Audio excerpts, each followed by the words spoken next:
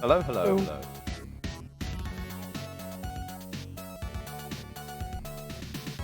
I can hear that on the stream. Alright, I think I fixed it. So we can go back. Alright.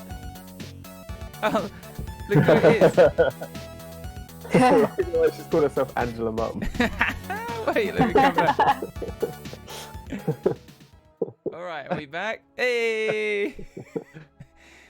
Hey! Hey, there's my mum in the chat. Hello, mum! What's up, Angela Mum? Angela Mum. And hi, Great. everyone And else. Mr. Matt Sparks as well. Hello, Matt Sparks. He's an avid D&D fan, and somebody's come over from Narkil's HQ. Oh, great. Oh, man, you've got such a good community over there. What a guy! What a You guy. just drop a follow. He's hosted me with one viewer. I don't really know what that means, but thanks, Matt. Right. So, shall we play some D&D? Hello again. I think we're just going to jump straight into it, right? Everyone Yeah. good to go? Can we be heard? I believe so. I think everybody can hear us loud and clear. I'm going to start up some music then. Maybe some appropriate What music. music are you going for? It's a little Switch playlist my I like mic to up. Maybe a little call Slipknot. Combat Boss. Yeah, play Slipknot. I like that your head went straight to Slipknot. Of all the bands you could have picked, you went with Slipknot. All right, It was any people. band. They're not bad. I do like Slipknot. I think there's music in the background. So, I think we're going to do like a quick little warm-up probably not appropriate for this kind of music, but so it's a little like character warm up to get you guys in your characters' heads as we start, and they're courtesy of Ginny D's YouTube, which is awesome. She made up this like list of like loads of questions that you can ask to just get your players like, oh yeah, thinking about a little aspect of the character. So we're going to do a quick once round. Doesn't have to be anything grand or thought out big time or whatever, but just a little thing. So let's start with Ven. It's all going to be the same question, so everyone else can prepare. And remember, he is on his deathbed currently. Yeah, this is what Ven's dreaming about. Do I have So the question is, dreaming? Okay. the question is, did you have to grow up fast? Yeah, I did have to go up fast because I was a little street rat kid, and I got like a mentor that took me under his wing. But he's an assassin, so he was training me to be an assassin from like when I was like, I think I was 5 when I was on the streets. I say I, as in it was me, as in Ven. Yeah, I am one with Ven, and then I won. Yeah, so he grew up super quick because he was straight into training from that young age, and had to grow up fast because, you know, though he had a mentor that was bringing him up, he still had to source his own food. You know, it wasn't an easy upbringing, so it was real tough. So yeah, quite fast. Yeah, that's cool. Upbringing for him. It makes you wonder what the moral compass of someone who went from being very young was told that being an assassin was okay. But Yeah, It sounds exactly. like Oliver Twist. Like slightly darker Oliver Twist. a dark Oliver Twist. Yeah. Yeah. Just slightly darker. Okay, Ooh, I've got to pick a pocket. that was nice. So I was going to sing it as I No, Do it. we'll get taken down. No. We'll get. Oh, sure, yeah, sorry. How about Skira? Did you have to grow up fast? Or did Skira have to grow up fast? I did. I had to grow up very fast. I had to keep up with my brother and everything that my father wanted me to become. I had to battle bears, and I had to go straight into the ranks and fight everything and anything that threatened our people. Nice. Yeah, that's basically it. All right. he was always needing to uphold the beliefs and the right things that needed to be done across this crazy world that we live in now and they live in then as well. So yeah. Cool. All right. Who's next? Yaramir. Did you have to go up fast? Wait, what's my voice again? Hey, you don't have to do your voice. No. Yaramir. Before I was turned into this beast you see before you, I had a slow, lovely upbringing, pressing wildflowers and running through the meadows. So no, I grew up very slowly. Yeah. Or just a normal pace, a normal childhood. Slower. I enjoy the pressing flowers. Slower. Sounds lovely. Beautiful hobby. All right, great. And lastly, Aoife, did you have to go up fast? I did. So I did. Full stop. So I was born to an elven. Now, one of my parents was elven and one was human. I can't remember which way round I said it last time. Let's go with an elven mother and a human father. Okay. So I was born in an elven community, and they sort of shunned us because I was half elf. So it meant that my parents took me away to escape the prejudice in that community, and we ended up living with the druids. And then, not long after that, sadly, they passed away. So yes, I had to grow up very, very fast. I was very young when that happened. All right. Okay, cool. Well, that was good. Everyone came up with some really good answers there. Okay then, let's quest. So we're going to jump straight back into the action. After that little interlude, or prelude. So after being attacked by a group of cultists led by a Silvern hag calling themselves a Feywalker, and I should add that was being attacked whilst at a wedding, attending a wedding, our heroes chased the hag through portals, they jumped through into the Feywild. They were part of a stampede, and they managed to keep on track with her, and then boom, jumped through another to rescue their friend Aoife, who was kidnapped.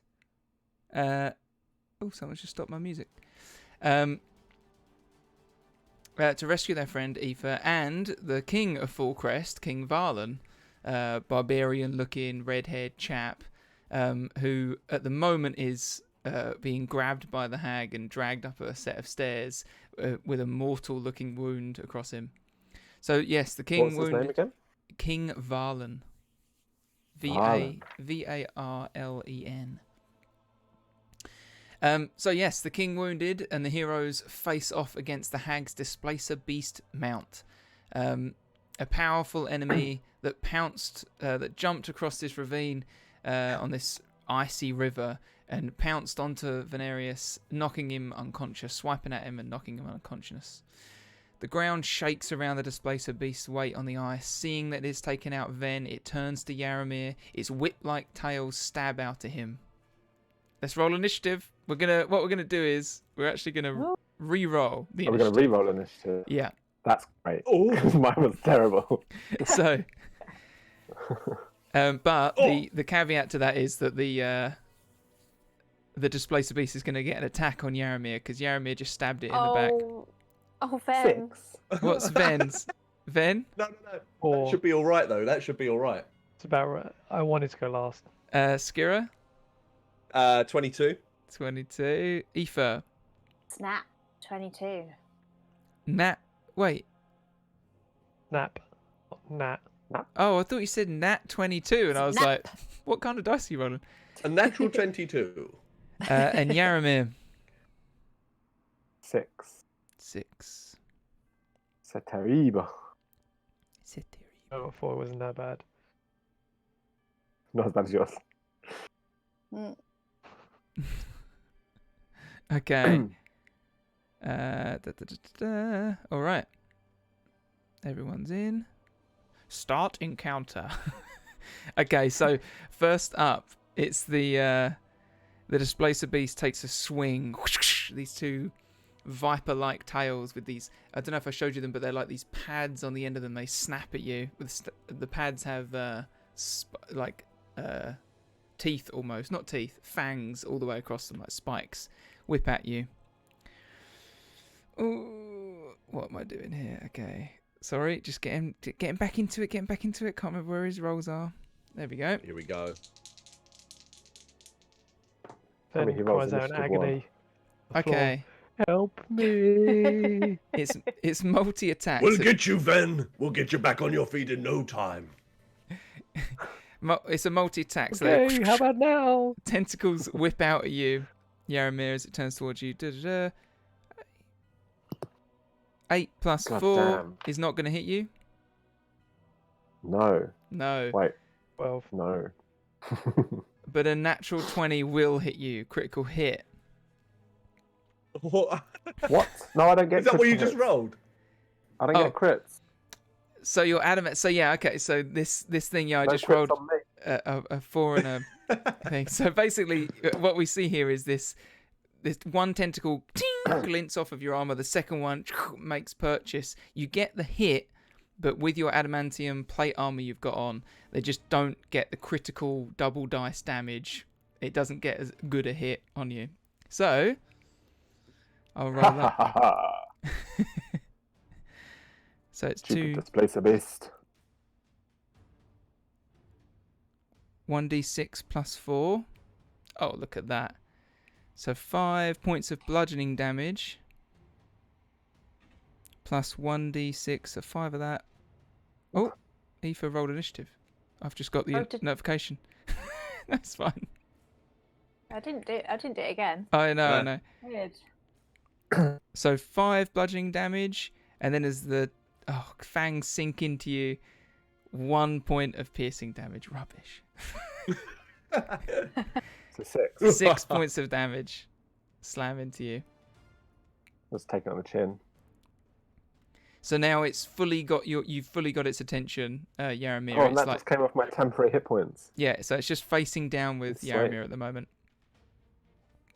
Oh, I forgot. I should probably put on the so everyone can see this wonderful encounter that we're doing.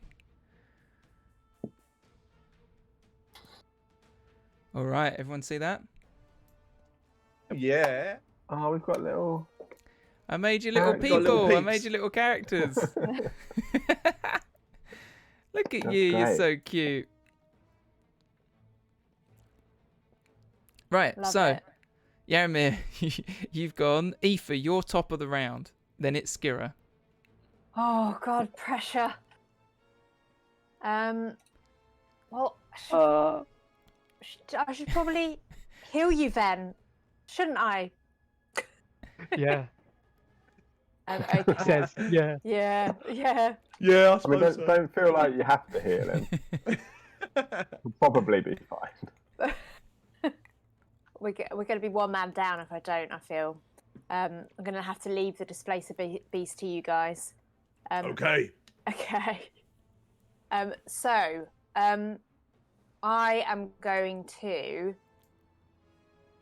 use Cure Wounds. So cure wounds, you'll have to touch him. Healing word, you can sing to him from where you are. Yes, let's sing. Okay. Sing to me. I'm What gonna song are you going to to sing? you. Well, you can say the healing word. It's more of a what word are you going to say? Sing it. Oh, on the spot here now. I was going to sing. Can I sing instead? Yeah. Healing word. Love it. That was like a Oh, bit Oh, Ursula. so good. It was weird. That was weird. It's a bit creepy. You're making it weird, Aoife. You're making it weird. Right, let's do this. Healing word. Boop. Boop. Boop. Hey. Hey, so this healing word resonates over across this battlefield, and then you feel it wave over you. Then your eyes open, you wake up. You're prone on the floor. Okay, Aoife, that's a bonus action. So you've still got your action and a move. Okay. So I feel. So I say to the others. This displacer beast just seems far too powerful. I don't know if we're going to beat this. We need to find a more creative way here. Maybe we can try and find a way to push it back into the ravine. That's what I was thinking. Ooh, All right, and with that, well, great minds. have you got Great are you minds. doing something with your action, Aoife? You've Well- got. By the way, remember you've got an ice method in front of you, and there's an ice method on the other between Ven and Skira. But They when were doing Right, they lots of no. damage last time as I well, right? did loads of damage to him. die, do they explode? You don't know that. You can roll an insight or a nature to see whether or not you would know that. I don't know that. Sorry. But that's the game though. You can roll an insight or Hey. a nature or whatever. 23. Oh, you 23. did. Oh, that's a nat 20 as well. And that 20. I think insight might not be the right one for this, but you very insightfully pierce your eyes through this method and think, this effer's gonna explode when it dies. I could just see it happening. You can see them getting more and more frantic, and that with each hit, they're almost like an unstable force inside them. It just seems like it's gonna detonate as soon as they perish. And you would assume, given that they are evil, elemental icicle shards, that when they explode, they probably explode in a shower of deadly icicles. Oh man, we're not going to be able to avoid that then. So, Very insightful, Aoife.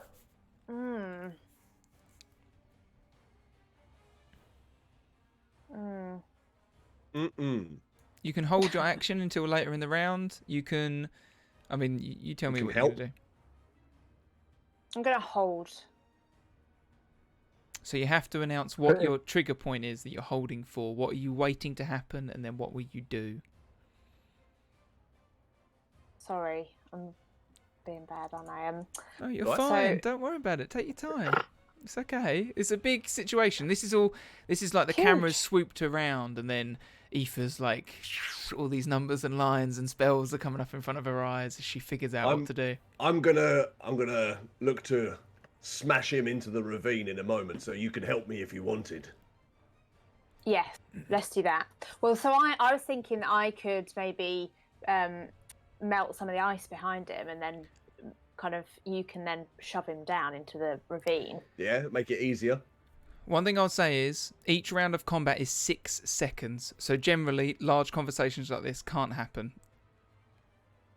It's more like, shove him in the ravine! I'll melt the ice! That's the kind of vibe, not, hi guys, hold on, Mr. Displacer Beast. I just need a sidebar. Sidebar, everyone, sidebar? It's got to be... I'm just gonna work out whether these ice messages explode. I mean, obviously, I'm just that's... gonna sing to my friend a little bit, and then I think maybe.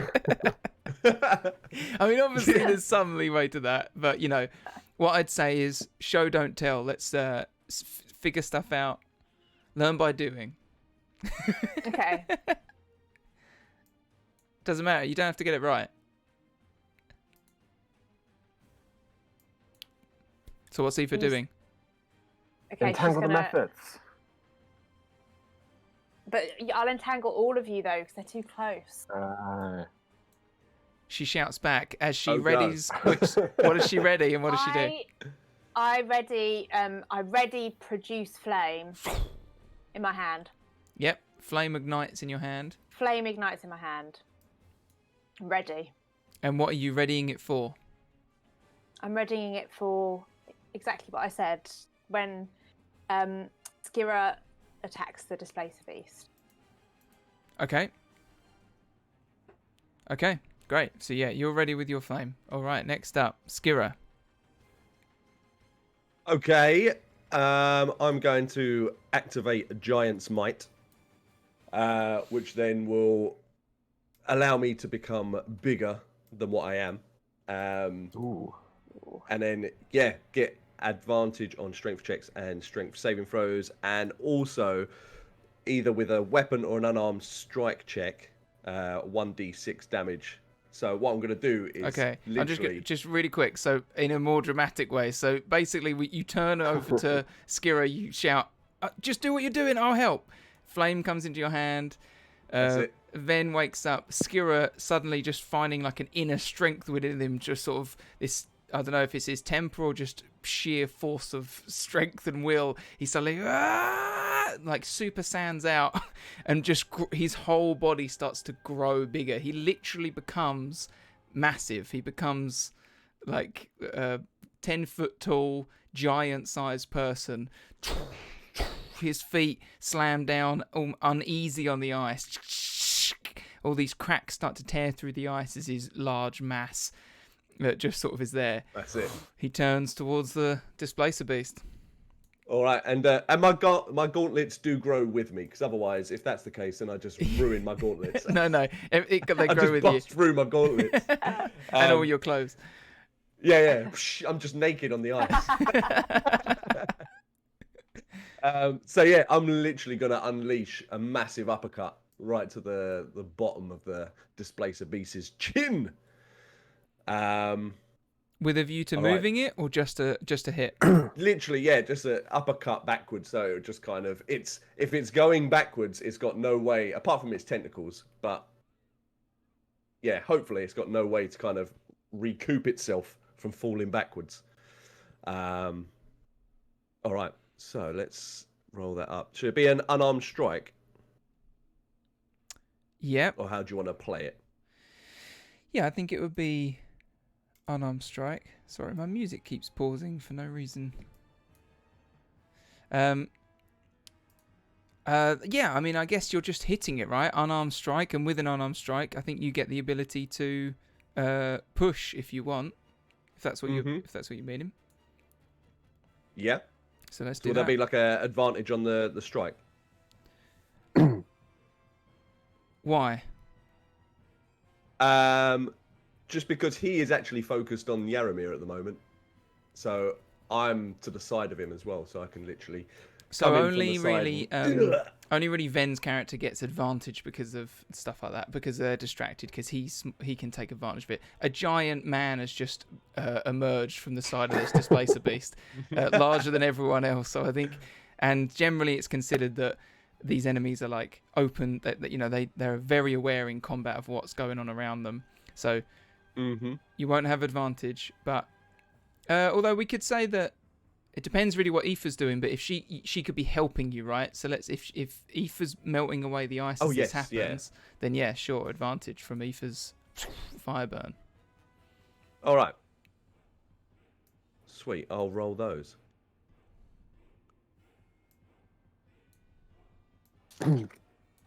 So 22. Nice.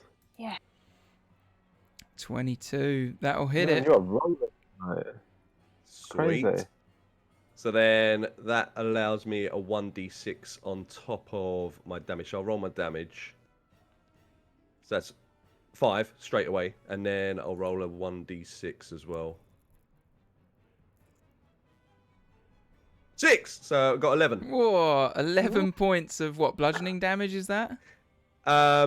What would... Yeah, because it just says... fists are... if you're hitting 6. it with you... Yeah, so fist will be bludgeoning, but then also the giant's might can deal extra 1d6 damage to the target. So is that just standard straight damage?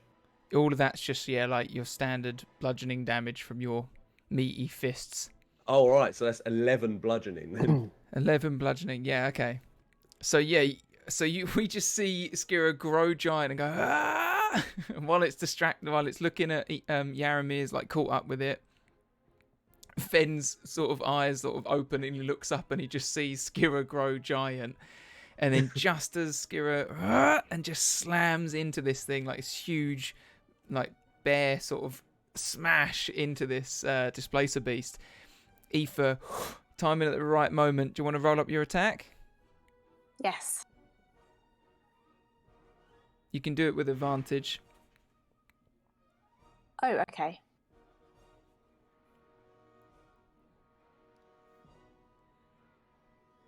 Nice.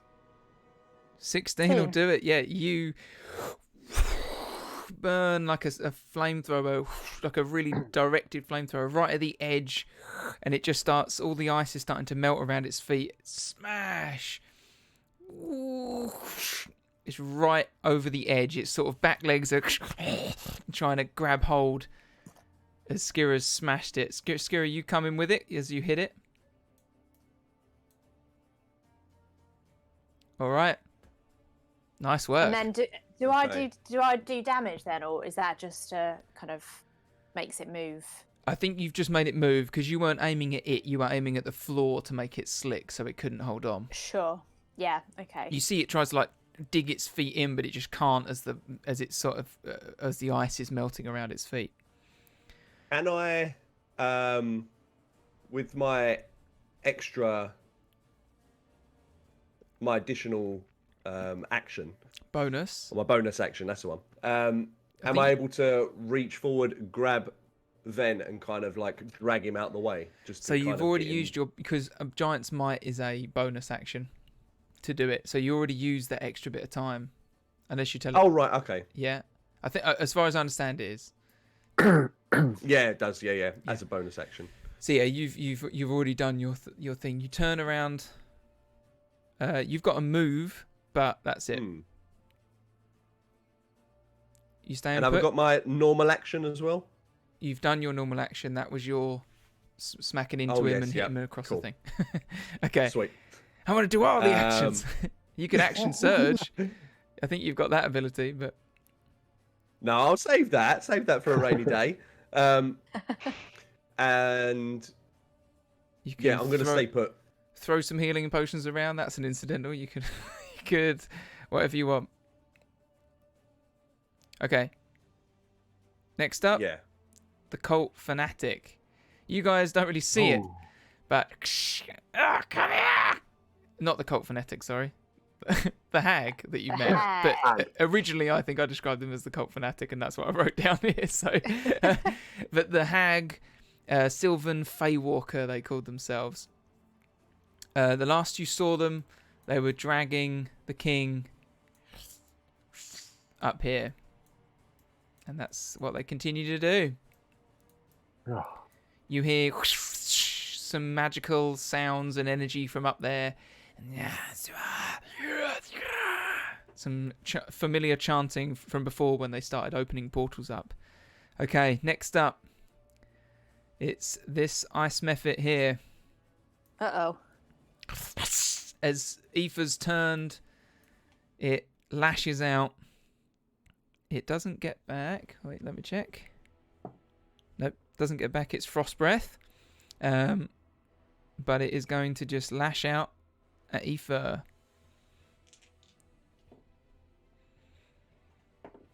Oh, 18 plus 3 to hit. 21 to hit. Okay. So yeah, these kind of like, it says claws on here, but they're literally like razor sharp ice just slashing across Aoife's back. I feel like they're worse than the Displacer Beast. I mean, they're not. Just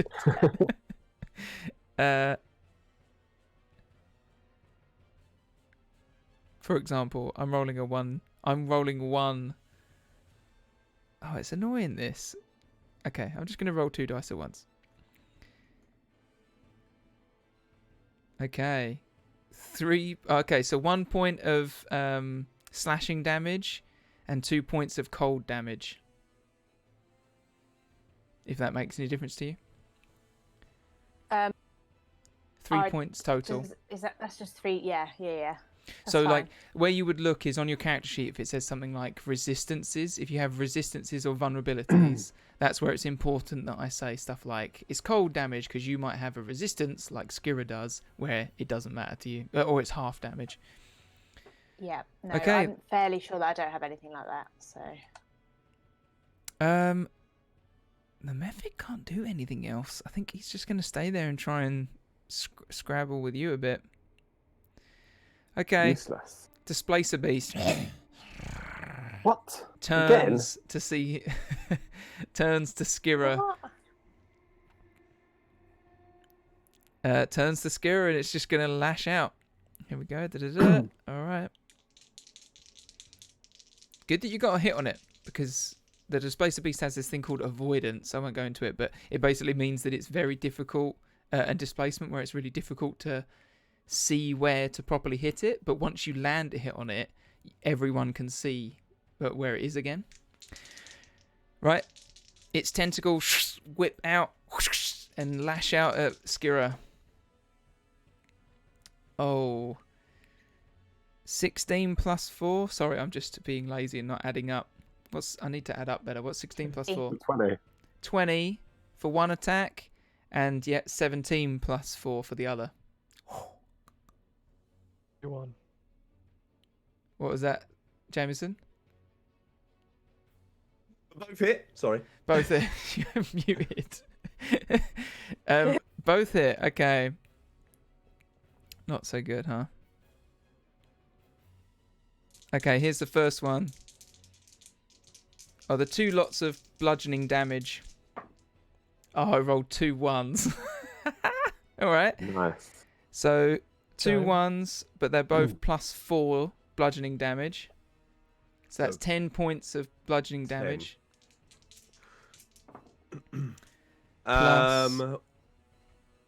Yeah, go on. Plus then the piercing damage. These two really get to really dig in deep. 5 plus 6 piercing damage. So 11 piercing damage hits you. So on top of the 10, did you say? Yeah, so 21 points of damage just hit you. All right. What I'm going to do as a reaction is to use Stony Endurance. Yep. So whilst I'm in this giant's form, and I know that these tentacles are coming round, I've literally just kind of tensed up, ready for this. And just like, you can kind of see my skin just kind of turn that solid grey, had like a grey Almost hue like to it, but stone it looks skin. like stone. Yeah. Yeah. So I've literally just done that. So that will be yeah, What 1d12. So you roll a d12 and take off that damage. Yep. Nice. So 20 to 21 is what? Oh, Oh. I've rolled a 12 on a d12. I've rolled a 12. Wow. So 12 So that away from leaves me with 21. 9 damage. Oh my Nice. God. Wow. Okay. Shit me sideways. All right. Okay. Okay. I mean, that's it. So it just... This thing isn't giving up yet. It's I'm gonna say that it's locked in battle with Skira. Skira got so close and is so big, and it's almost like you're not grappled, but you've almost got him cornered. Between you and Yaramir. Yeah. Okay. Next up, the Mephit from behind Ven. Goddamn method. I just don't like him. You just don't like him. 1 second. Dum dum dum dum dum. Okay. Whilst he's doing that, can I shout whilst I'm in attacking with the beast? I'm just shouting for everybody to smash the ice. Smash the ice! Yeah. Aoife just Yeah.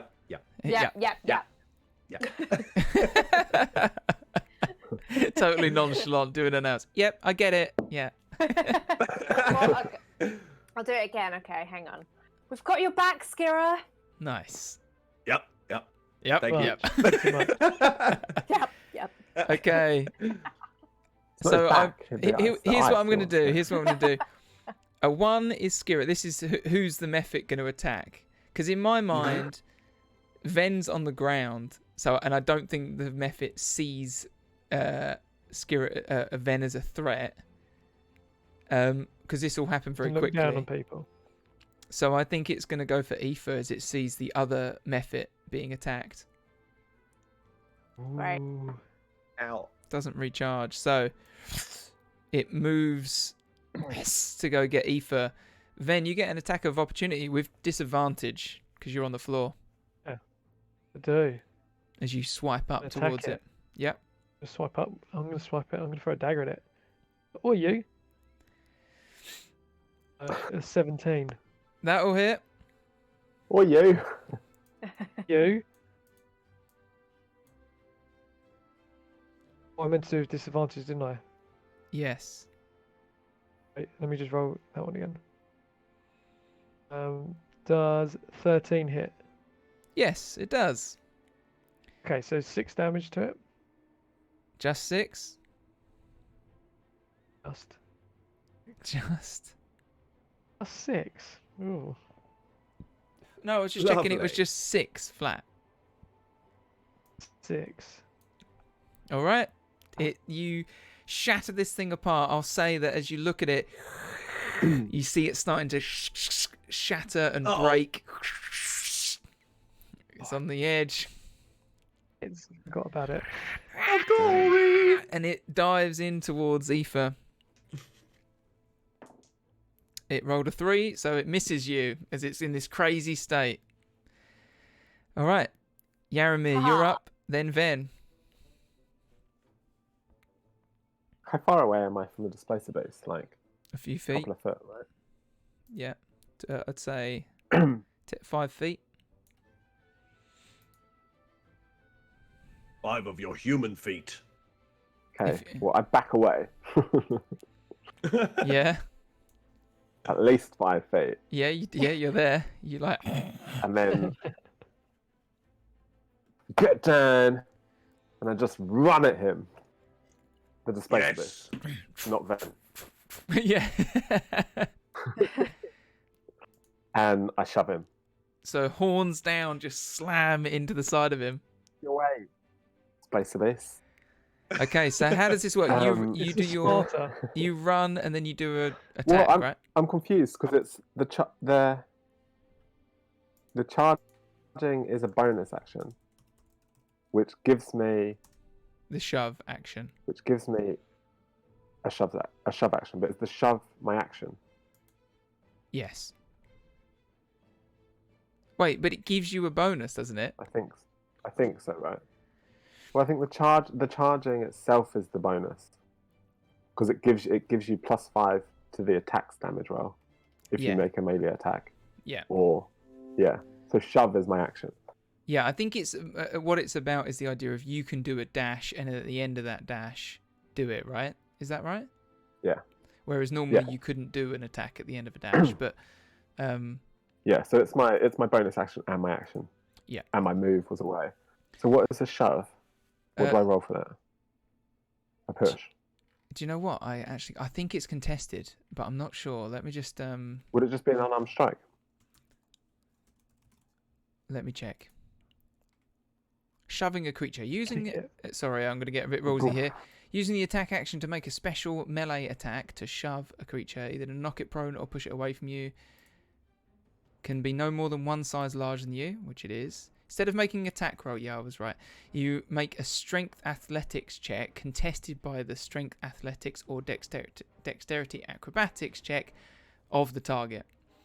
So if you win the contest, you either knock the target prone or push it 5, but in your case 10 feet, up to 10 feet 10. away. Yeah. Okay, here we go. So it's a strength versus strength. The displacer beast is going to be rolling with disadvantage thanks to the melty ice and the giant uppercut it just faced. Cool. God. Oh. 18. Oh, it rolled a 14 and an 8, but an 8. Oh. Hold on. But no, I don't think it's done it. Oh, really? Yeah, because it's it would have used its strength, which is +2. So it would have got 8, 9, 10 strength. So I shove it. So tell me how this happens then. Yes. It's right on the edge of this massive ravine. Straight into it. And I just shove it. I go, oi! Off my mates. And it's just sliding down. Yeah. So it gets back there, and just this huge shove just pushes it straight down. Its tentacles try to grab on, but they just don't make any purchase. We got this flame coming from Ether, and it falls down. Oh, what's he done? But we don't know if it's dead. That's the only thing. I'll remember you. I had a family. All right, nice work. Shoved it down. Okay, then you're up. I told you it wasn't that tough. The method is the issue. Don't say that. He'll make No, it it come was a back good out. shove. So I'm still lying down, right? Yeah, it's half your movement to get up. Okay. How high is this tower? How high is this tower? Probably about. How high is like? It's like a first story. Measure. It's like 20 feet, 15 feet Oh, up. perfect. First story is only like 3 meters. So Second I'm going one. to stand up. How many is that end thing? Okay, well, you'll stand up. All right. Stand up, and I'm going to levitate up to it. Well, tell me what that looks like. You can't just say that. So, well, I thought you I'll were gonna levitate say, up no, to you it. can't do that. So I just all of a sudden like lift off the ground, all the air like blows underneath. Then there's ice and the dust from below him like shoots out around. He just shoots up into the air, like flies up and lands onto the top of the tower, hopefully. All right. Cool. So what it lets you? It lets you levitate up to 20 feet, and then does it let you move 10 feet as well, or no? I mean, it's rad, so I'm going to let you do it. Let's just do it. But you're not going to be able to get too far Okay. along here. But yeah, let's say you do it. So you run and you land up. Well, you're not landed. You're still on up in the air, but you go here. looking across, you see now Varlan. Can you guys see this? Yep. You see Varlan just crumpled down, like with his back against the wall. He's got this like slash mark across his face. I don't know if you remember, but the hag had opened up these claws and slashed across his face when Varlan stabbed into her leg. Varlan's now just slumped against this sort of door looking that is put into the side of this these rocks here. And the Fey Walker, back turned, is drawing out with her hands. The hag is drawing out with her hands these glyphs that are illuminating. You see a portal start to open. This one seems slower, and it seems to fit within the bounds of this door. So, this is like dim light around here, right? I can see some shadow. Right up on the edge of this, no, it isn't dim light. If you could make your way round to the side here, it is where you can see its shadow. This is like bright light where you are. So I'm going to go towards this shadow. I can, as a bonus action, I'm going to try and hide. So you've already done, by getting up here, you'd have to use your main action to dash to get another set of movement, and then you could use your bonus. Okay, yeah, I'm going to dash over. Yeah, so you like dive, you just like come up here, and with its back turned, you dash over here and hide, yeah? Okay. So you roll up a stealth check. Still. And I'm going to roll the Fey Walkers with disadvantage. A 16. Yeah, that'll do it. Okay, you are hidden. I want to see if I can get rid of, like, if I know anything about, like, a little bit of, like, if I can see any weaknesses about her or anything like that. Okay, yeah, but roll. Do you want to roll a? I mean, Ven doesn't have much experience with the Fae, so I'd just say more perception check to kind of just see if you can suss out like a literal chink in the armor kind of thing. Okay. 16. Oh yeah, DC 15. I was going to say. So yeah, you know already that they seem pretty much immune to magical abilities. They seem to have almost like a protective shield, an anti-magic shield around them.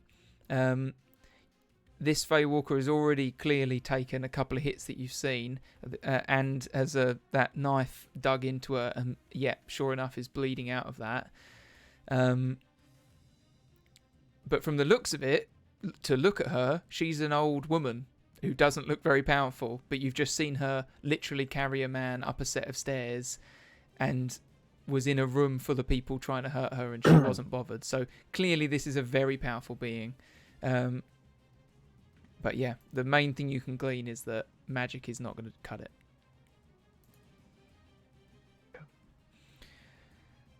Okay.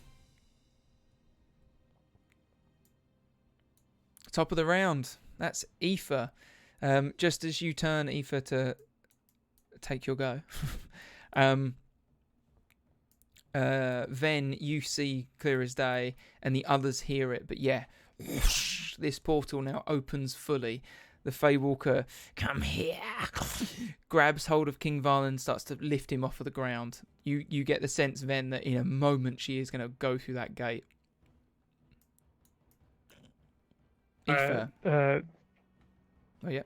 Relay to the team, guys. She's opening up a portal. I think she's going to jump again with the king. You need to hurry up here. All right, Aoife. Okay, Aoife just looks to see if there's another way up onto the top of this tower.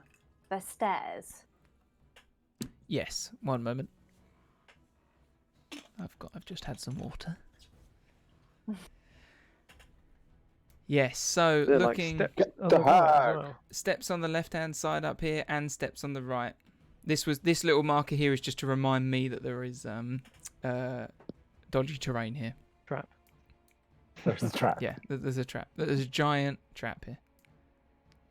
Can Aoife make it up there, or by moving will she be attacked by the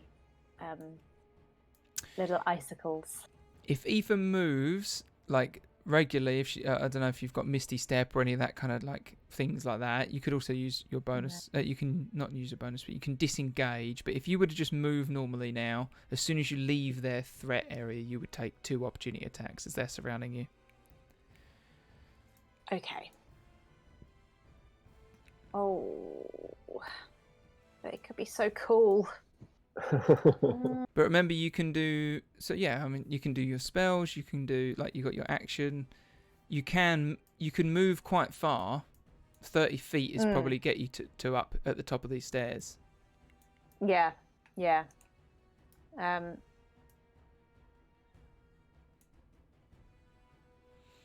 I'll tell you what. I will. Aoife's gonna attack the. No, she's gonna run up. She's gonna run up the stairs. Okay. Are you taking the disengage action, or are you just running? Disengage uses my main action. Yes. So you would only have your move left and your bonus. I'm just running then. Just running. And as you leave, you get 2 attacks of opportunity. Bring it That's on. how Aoife dies. Yeah. A 10 on one of them. So 10 plus 13 to hit. Miss. A 17. Aoife dodges out the way. And a 20 on the other. Oh, and then runs into the other one. Yeah. No, dodge around one, then the other stabs into her. Oh, no.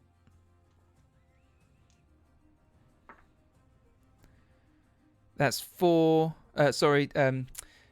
points of slashing and 2 points of cold damage. 4 damage total.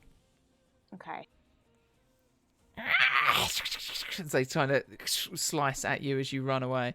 So, you're running. I was wrong. So 30 feet will get you to here. As you clamber up the walkway, you could take your dash action to move all the way up, and then you'd have your bonus action left. Yeah. Okay. Oh, that's not going to be as cool then. Okay. All right. Well, I'll have to do that, otherwise I can't do anything, and it's just pointless. Well, tell me what was your idea, because we can work together. Oh, and I was going to use my moonbeam spell on her. Ooh. Moonbeam. Moonbeam. Does sound .com. Moonbeam.com. Moonbeam.com. I thought. Wait, is that advertising? No, Moonpig. Well, you've just advertised now. Yeah. Damn it. I don't know. I mean, I don't know your character sheet, but I mean, have you got any levitate flies? Have you got any fast movement? No. All no, right. I don't. Then you run as fast as you can. But I suppose I could do starry form. I think I do. I do levitate. I thought that I did. You skim the ground, like not levitate, like fly. Oh, skim the ground. Okay. All right. So I mean, so if I use my dash action, then I've only got my bonus action left to use, right? Yes. Yeah. Okay, that's fine. I can do that. Okay, so you run to the top. Okay. Yep. Okay, and then as she gets to the top, as Aoife gets to the top of the stairs, she takes on her starry form. So she skims the ground, and she becomes this luminous body of stars. And then she's going to use her archer move, where a constellation of an archer appears on Aoife, and then she attacks, hurling a luminous arrow at the hag. All right. Oh, nice bonus action. Oh, 22. Oh, 22 will hit.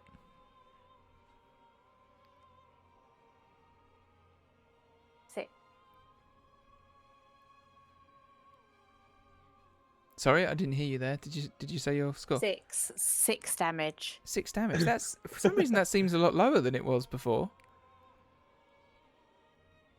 I think that I was using. Yeah, it does. Oh, actually, it was your doesn't it? guiding bolt, maybe. Don't worry. Oh, don't Yeah, I worry. think it is. I think it is guiding bolt. Oh, right. 4d6 is my guided bolt. Yeah. Sorry, I yeah. didn't mean to poo-poo your archer spell. It's really great. 6 damage is a lot. So you, this ray of light slams into the back of her. We see like the outline of her. She screams out, turns around to you. You again, little girl. I should have killed you when I had the chance. Skira, you're up. Hey. I'm gonna run over to the closest method. Yep. And I'm gonna grab it and hoon it, but kind of hoon it straight at the wall, so I can hopefully give it enough damage and enough power behind it to actually just make it hit the wall and just shatter. All right. So where are you aiming it at? Sorry. Sorry, I was using my cursor. I was like, right here, but no, it's on the dark side of the wall that's hanging out near the. That's it. What your cursor was just on. This bit. No, No, to your left. the other bit. This That's bit. it. Yep. Yeah. Okay.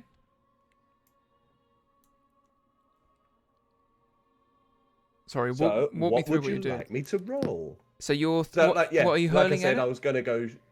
No, I'm hurling it into the wall to shatter it, to give it enough damage to just All right. absolutely obliterate it.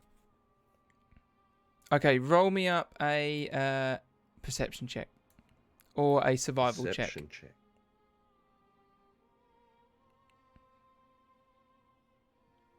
Oh. 5. What about your? Oh, was it not survival? Which one's higher on yours? Both are the same. Oh, both are the same. Okay, 5 isn't going to cut it. Yeah, you hurl your axe, right? Sorry, I've totally blanked out. What are you hurling at it? Your axe? No. I'm so confused. No, He's like I picking said, up, I yeah. was going over to the nearest method, grabbing it and hooning it straight at the wall to smash it. Okay. Third time lucky, right? Yeah. Third time lucky. I'm sorry. See, this is why I shouldn't look at the chat because I was I trying was to look going to as to say, whether or not I they- saw you type something in and then all of a sudden... I know. See, that's my problem. I was trying to see whether or not the stream looked okay because when I just looked at it, it looked really like all jittery, and I was like, "Oh God, have I messed it up?" No, it looks fine. It's all good. You worry about doing your DM thing. I'll do the concierge thing. I'll The be front of concierge. house. All right. Sorry, everyone. Oh gosh. Okay. So you grab hold of Aoife and you slam her against the wall. No. She shatters into a million she shatters pieces. into an icicles. Okay. Okay. Well, I'd say that's a grapple, and I think because this is the kind of monster it is, that makes a lot of sense that you could grab it. So this really unstable one, you run up to it. Give me a strength check. And has it been a minute? Has it been a minute? No, we're nowhere near a minute. All right, sweet. So I am still within my giant's might. A minute is 10 rounds of combat. Oh, sick. So yeah, Whoa. I've got advantage on strength checks. So All let right. me roll 2 strength checks. That one was almost dead anyway as well. Yeah, this one's very nearly dead. Oh, it's I'll take a 20. a 20. Overkill. A 12 minus 2 is a 10. All right, I like this. All So right. you roll with it. How do you do this? So you grab hold of this method and you Yeah, hoon it literally straight kind of run over to it, just as it's like gone to Scrabble at Aoife. Yeah, and it's like Totally it's distracted. it's in its like destructing mode, like self-destruct Yeah, mode. yeah. Hoon it at And the then wall. literally smash straight into the wall. Smash into the wall. It explodes in like a ice shrapnel, and you go, "Oh, they do explode when they die." This huge explosion here. I'm gonna say, as it explodes, luckily its range isn't enough to actually hit anyone, but it explodes out here. We'll get rid of him. Now, it hasn't done enough to actually just completely crumble this. This is clearly a magical structure that is very, very powerful. But I will say that because I quite like the idea that it explodes out with this ice, and as it's already so cold and icy around here, it's peppered the wall with these shards that now you reckon that actually you could almost use like a ladder, like you could climb up them. Oh, I like that. You know, like there's like these like pins that all into the wall, Sweet. and they're all up here. Fantastic. You still got some movement left. Yeah. Can I... Because I don't know if I'll make it with a stand... no, I've got 30 feet. So, yeah, I'm going to move over there. You move 10 to get here. You probably can get to here with your normal movement at the base of them. Yeah. And then... Can I start to climb? Yeah, so climbing is like... Do you want to check for that or anything? No, it takes you like double... Because you've put all those things in there, you won't need to do that. It'll just be like bad terrain, uneven terrain. Okay. So it's double your movement, effectively. You won't have to do like a check to do it. So yeah, you start climbing up. You make it about halfway up the wall. All right. Sweet. You do anything else? Action surge or any of that stuff? No, I'm pretty good. Actually, whilst I'm climbing up, I'm like, shh. I'm feeling a bit woozy because I'm like below half health. So I'm just going to. Can I crack a potion? So you can't Drink now it? because you've done your. That's a. Oh wait, have you still got your bonus action? Yeah, No. I've done a movement attack. I don't know. I think you've probably done enough for your turn, and as you're climbing right now, normally I'd say Okay. yeah, but I feel like at the moment you're kind of like you've done a whole bunch here, and I feel like Yeah. that might be a bit too much. All right, sweet. You need all your wits about you and all your hands to climb up these little ice things. Lovely. Okay. Time's up. Time's up. The runes open. This fiery portal opens on the door. We're going to roll up. Oh. Ooh. Ven and Aoife. You're going to get a shot. Roll an initiative check, both of you. Fun. Me too. Oh. You both get 22? 18 I got. All right. The Fey Walker turns to the king, grabs him, starts to pick him up, and you guys look over and see the king like starting to come round. I won't let you do this. And he and just sort of slams into the side of the Fey Walker. You two see an opening, a moment of weakness. You got one shot. What are you doing? You combine an attack, an ability. You get one go. No! She turns around. The portal's fiery behind her. She's completely open to the two of you. I'm gonna, if I can, throw a knife at her foot. She's stuck to the ground, so she can't go through the portal. Oh, that's cool. Okay, and Aoife, what do you do in this moment as you gonna- see Ven and throw the knife? So flame is produced in my hand, and I throw this huge ball of flame at her. All right, cool. Let's roll up your attacks.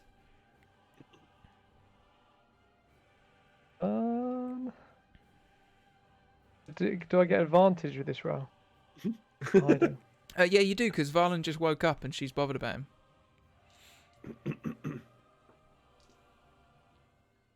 Oh. 18.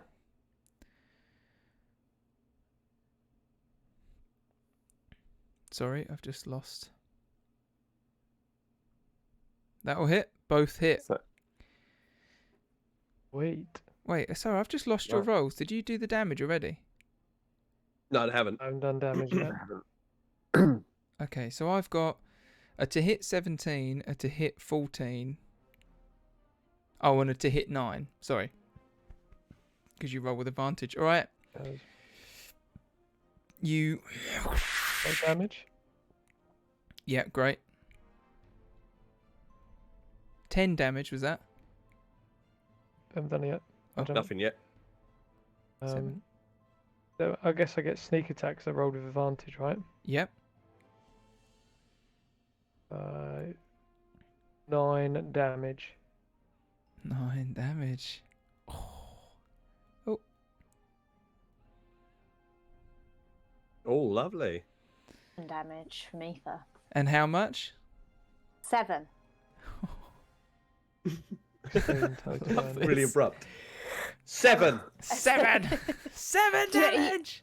You find it difficult to hear me? Because I've noticed that I have to sometimes have it like this for people to hear. Is that too loud? No, that's the loudness isn't the problem. It's just that I think sometimes with this call, like, well, I haven't really noticed it with you, Lauren, but Alex is sometimes I miss the beginning word that he's saying, but I don't know if that's just me because I watched it on the stream and I couldn't see that. So anyway, so in this moment, here's how it goes down.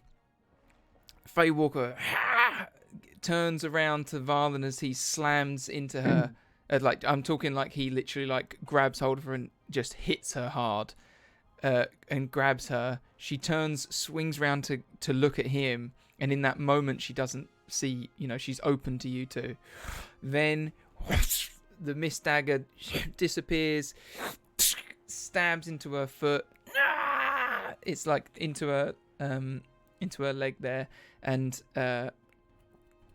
Aoife, you just well, I'd say as this like you throw the dagger, the fireball you've unleashed, she tries to dodge it, and as she does, this knife hits into her leg. She can't dodge, and then it burns all across her. And then she That poor hack.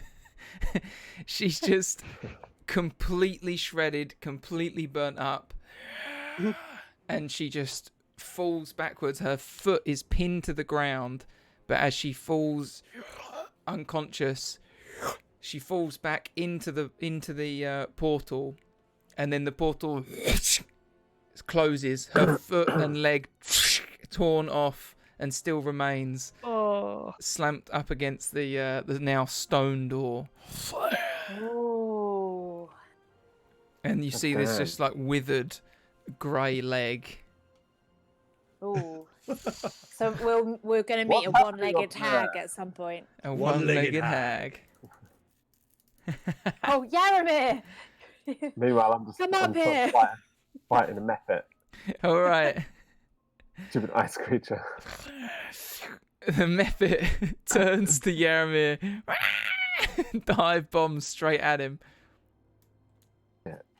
Shouldn't have said anything. Oh, that was a 2. Oh, it rolled a natural 1. And what I'm going to say here, Yaramir, is you describe to me how you turn its natural 1 into its death. Wait, so it misses me? It misses you, but so bad that it leaves an opening for you. This thing's almost dead, so we can wrap it up, and you describe how you kill it. Or as it flies at me, I just use my horns and just go... and it just Huck it. flies down the hole. Flies down the hole, and then you hear the displacer beast. Yeah. Like, "Ah!" We see the camera sort of pans. We see the displacer beast's eyes open, and it starts crawling back up, and then this Mephit goes and explodes in its face. Straight into its eye. Yeah. Oh, don't take that away. I'm on that. You're on that. Whoa! Ah! They all melt. Okay. A calmness to the air. You guys are now out of combat. You guys, Skira, you climb up to the top. Yaramir, you too. Do I? Oh, do you? You just walk off into oblivion. Into the. This is my new home in the icy wastes of the elemental plane. He's I done. cross the bridge and take the stairs and come up the other side. Okay. All right. Oh What a yeah, rebel. the Just to boat be bridge. difficult. All right. Yeah. Hopefully he activates acrobatics check as you cross the bridge. Uh-oh. Huh, that's fine, man. I'd love if you got a Natural one. Yeah. 15. That'll do it, right? Yeah. And you cross, All right. and you feel really good about yourself. What about the stairs? Does he No have to do a one- check no for one the saw it. stairs? No check for the stairs. Oh. Hi guys. Hi. One sec. Okay, Where'd the hat go? and then you look over and see Oh, her there's a leg. detached leg with a misstep dagger sticking out of it. So, how do we get back? Any ideas? You look over and you see King Varlin just and just slump down, and he like holds his hand over a gaping wound in his side. He's pale. Aoife runs over and gives him some restorative ointment. She grabs it out of her bag and she pours it into his mouth. No, is that? Yeah. To his Yes. wound. Do Oh, it. yes, You it wanna can be waste it? swallowed. Yes. It's a suppository. It's not a suppository. Pop it in his bottom. Aoife doesn't do that. No. King Varlin is on all fours. And now, we're not going there. What? That's we're what not that happened. kind of show. I know that's what happens with suppositories. This is not. This is an ointment that goes in the mouth. Right. That's it. That kind of show. It's not that kind of show, Jameson. Not your crowd anymore. And so, you start to you put this ointment on him, and magically you see the wounds start to heal up, and he looks to you all, says, "You've saved me again. You've saved my family. How can I ever repay you?" And chimes in and said, well, some coin won't go amiss. Of course. Don't worry, that can be arranged. A true adventurer. I respect that. Oh. You know the way back, Varlin. I appreciate you thinking that I, as an adventurer, would know the way back from the... I assume this is the icy wastes of the elemental plane, you know, from the That storybooks. sounds about right. But I don't. So Aoife's going to walk up to the door and do an Arcana check to see if she can sense Yeah. anything. Dunk, dunk, No, dunk, okay. dunk. Yeah, great. Okay. You don't need to hold the mic up, by the way. By the way, Matt Sparks was, he said I was promised that it was that kind of show, so. Oh. It's close to that kind of show. Right, rewind. King Violent is on yours.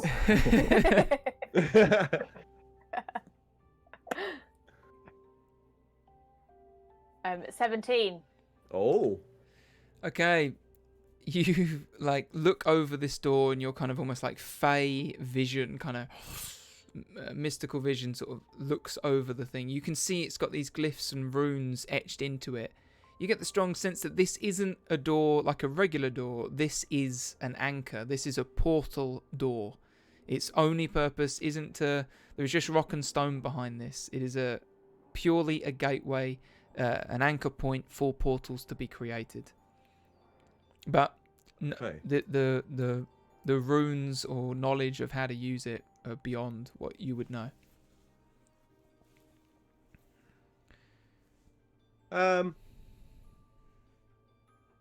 Can I make an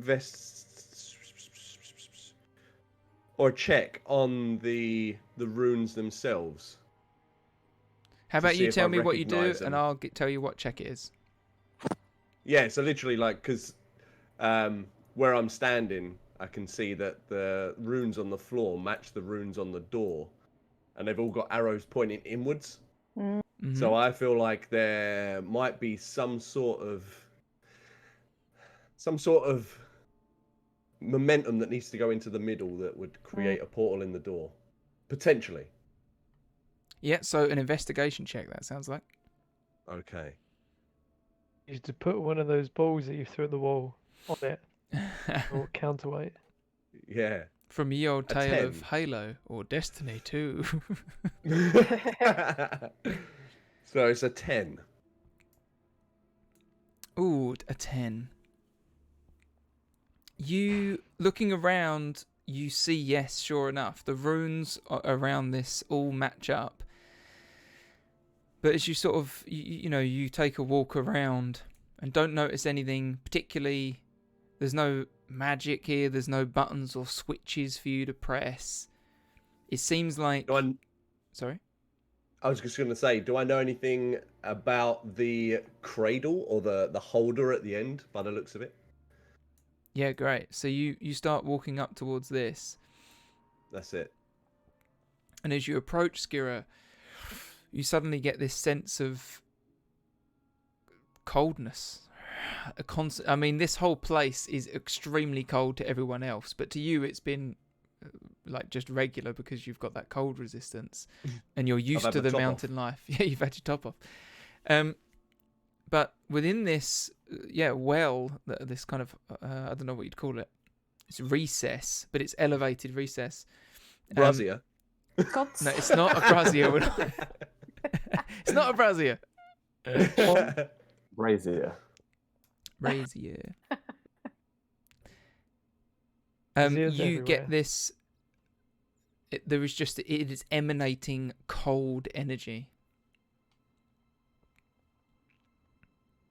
Excuse me, everyone. There's some cold energy over here. Can anyone harness it? So you guys start walking No. over. You guys, well, I guess you stay where you are if you're doing that. But you guys move forward. You're all on the spread out on the platform. So, Ven's gonna try and he thinks the opposite. Obviously, to cold is hot, so he ignites it like a fireball into his hand. Like he's obviously walked over to the brazier. He's going to put the ball of flame into the brazier. So yeah, so Ven walks over.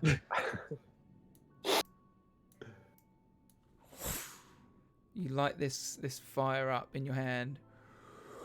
Bring it over the brazier, over this well.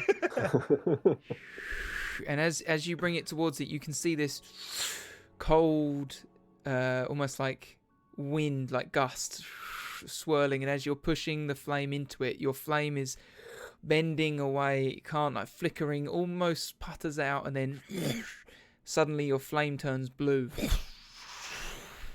It rises up in your hand, and you settle it down into this. Hey. Whoa.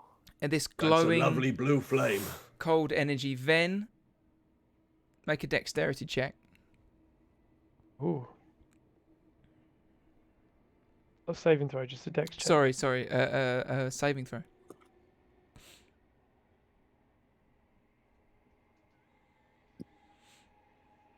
$14. This, not an explosion, but just this flash. Your flame gets bigger and bigger, and then condenses down into this pearl of blue energy, and then flashes out.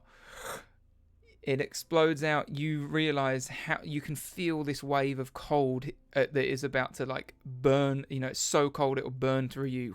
You nimbly dodge out of the way. Skira, you are completely dead-eyed with this thing. You don't even think to move.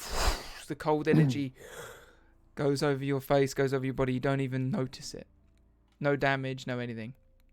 Mm-hmm. The rest of you look over to Skira, and he is just bathed in light. He has created a silhouette of this bright, cold energy, this light around this pedestal in front of him. Can I, with my gauntlet, or with my gauntlets, reach in and grab the pearl The blue pearl. Yeah, sure thing.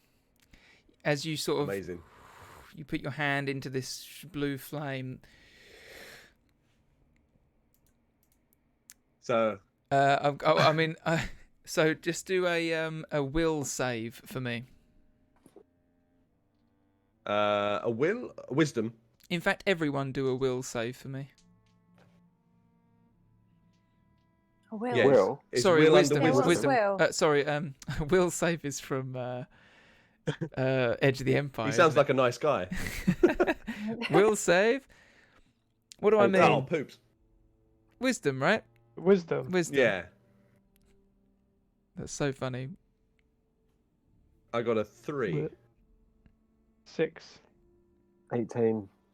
22. 22. Okay. You all hear. No, you don't hear, but you just get this strong will, all of you, to just to move towards and touch and reach out for this pearl, this light. The ones at the back can't even see the pearl. They just know they want to go towards it. Aoife, Yaramir, you know better. You catch yourself. No. Then, even though you have just felt Shiny. this cold, yeah, this trigger in your brain's like, yeah, but imagine how much that's worth. But not only that, but it's telling you that. It's like, it's almost willing you, like, imagine how much I'm worth. Imagine how much this is worth. You take a couple of steps forward, and as you do, you take 2 points of cold damage just being this close to it. You're dead. That's me dead again, everyone. I should have healed myself. I didn't think about that. Well, you're out of combat. You guys can do that stuff. But Just gonna Just before I get Okay, drawn to it, healing I just potion. heal myself. sorry, what was that, Alex? just gonna drink a healing potion. Yeah, on the way. I wonder how much this costs. I'm just going to drink this. Okay. Skira. So, We lock in with you. You put your hand out. You grab the pearl. Easy as that. And then a snap of pain, a surge of cold blue runes trace up your forearm. You turn around, snap around, the light goes out, your eyes flicker in white flame, a blue ethereal energy seeps out of Skira's head and floats to encompass all of you. This like starry mist around all your heads. Even if you try and dodge it, it's too wide and too quick. It just sinks out. And then suddenly, you all hear a voice in your mind as if someone was standing in front of you in a silent room. Hello, mortals. Listen close. Our worlds are in danger, grave danger. Should you hope to save your kind, you must first take me to Faust. We must realign the planes. The Feywalkers must be stopped. Legion is coming.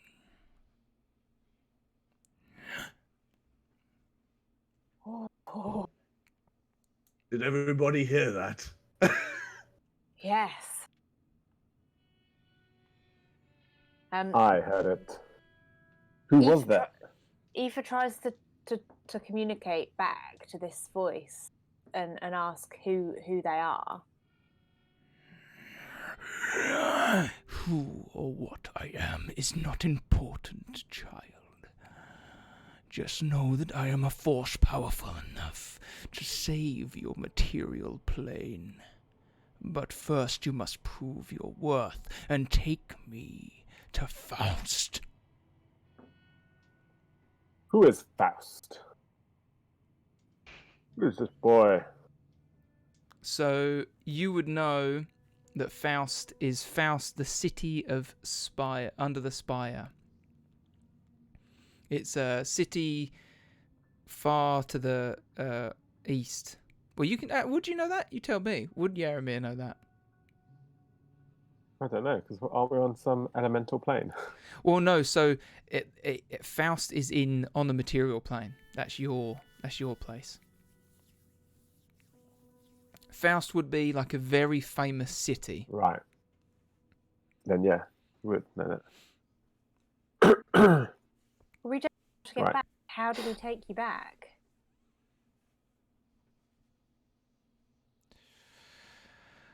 I'm starting to doubt trusting you with this. Very well. A token of my goodwill and a test of your faculties. Look to the It's door. lucky I grabbed it. Only you could have grabbed it, Skira Ras. How'd you know my name? Listen, all of you. Root, top of trunk. Born in winter, perish in spring. The answer to that will lead you home. God. No. Root top of trunk. Born in winter, perish in spring. Ring. What's a There's root? loads of snow around us. Let's do that. There is. That disappears in spring. Root, top of trunk. Root.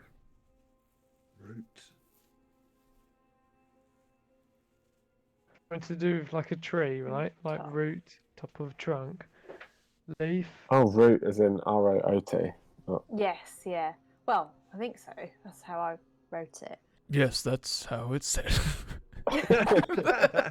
Yes, I should have been clearer. Root top of the trunk, born in winter, perish in spring.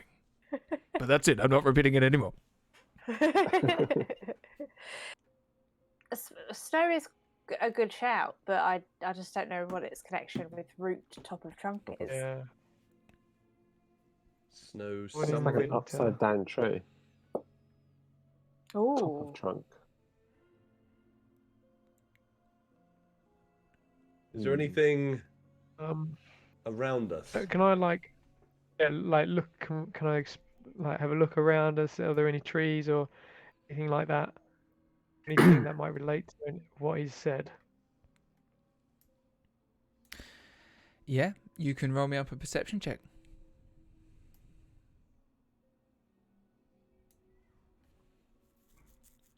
Anyone? So then you stand over the edge and have a little look around. You see this ice lake, the waves of water shimmering deep below it. This ravine, cracked ice, snow scattered around like a... and these boats and the wooden planks. You can actually see embedded into the walls more ice methods. I saw These that earlier. shards of ice. Along the rows under here, you see ice that is formed in the shade and dripped to form icicles. That's about it. So I'm thinking root top of trunk is because roots go out underneath all different directions. But if you think of the roots on top of a tree, it's the branches. The branches do exactly the same as the roots. Yeah, Mm. yeah. So, born in winter, perish in spring. Root top of trunk. So I think it's something to do with branches. And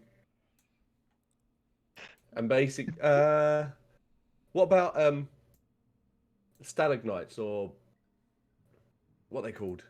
Just icicles. As you say the word, Skira, an ice glyph appears on the doorway. Yes. Nice one. Good work. I knew living in the cold would come in handy. The portal starts to open. Icicle, yeah, I was going to say that. The king pipes up. I'm sure I've heard this that riddle before, but anyway.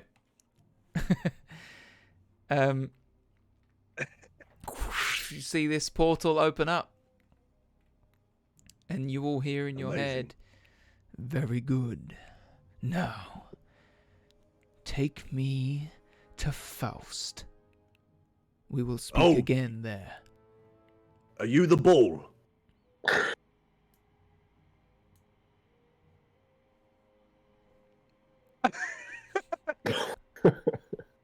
I mean, I as the DM don't know what that means. You said, "Are you the bull?" Yeah, no, yeah, as in the ball that's in my hand. Oh, Like, the because he said, take me there. And I was like, what?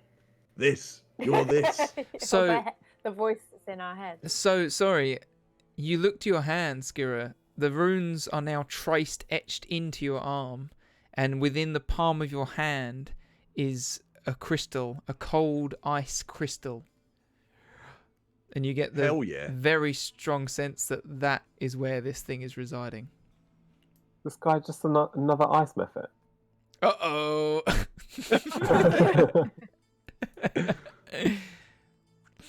I love I that. just hoon it at the wall. Who knew the Yeah, now the portal's open. Yeah, that's it. Bye. All right. Oh, wow, there's the portal. Portal opens up.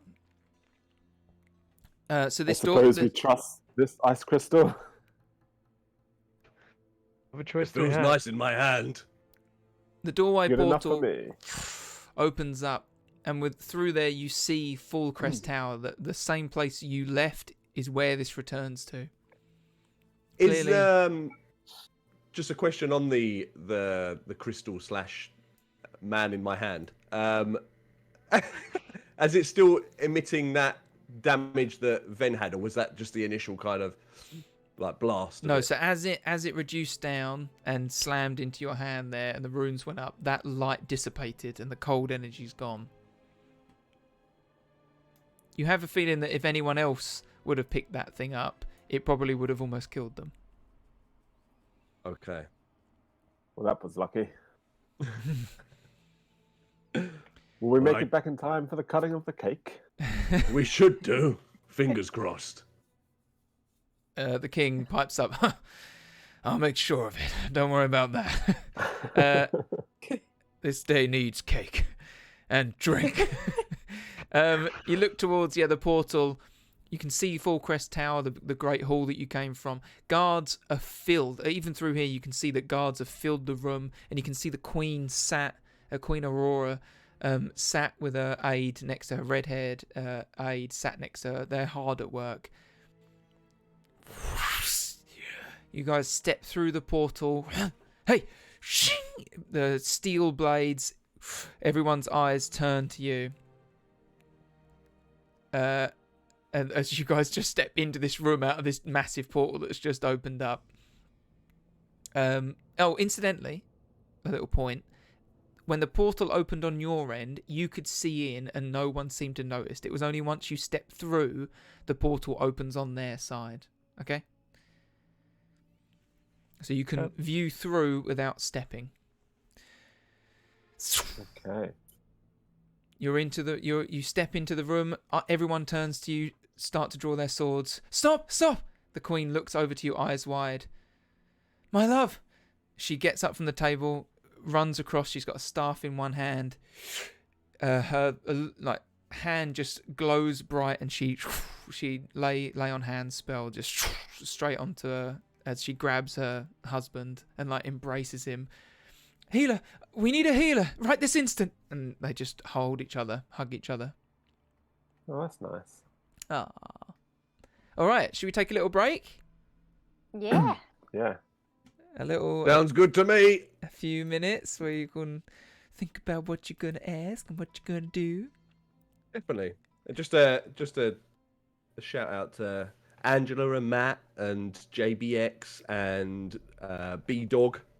They're all here in the chat, enjoying what's B-Dog? going on. Soon. Hey, that's cool. So, yeah. Thanks Hope for you're enjoying, watching. guys. Exactly. What have you written here, Jameson? I'm Skira. Oh, Yeah, just B-Dog was like, oh, you answer chat. And I was like, Oh, yeah. that's me, Skira. that's me. That's me, Skira. I have a crystal in my hand and everything. And runes up your arm. A little Pardon? man in a Runes up my crystal. where? Arm. All right, Arm, we're gonna go okay, to alright. we're gonna do a little break on that. All right, see you in a minute. See you in a bit.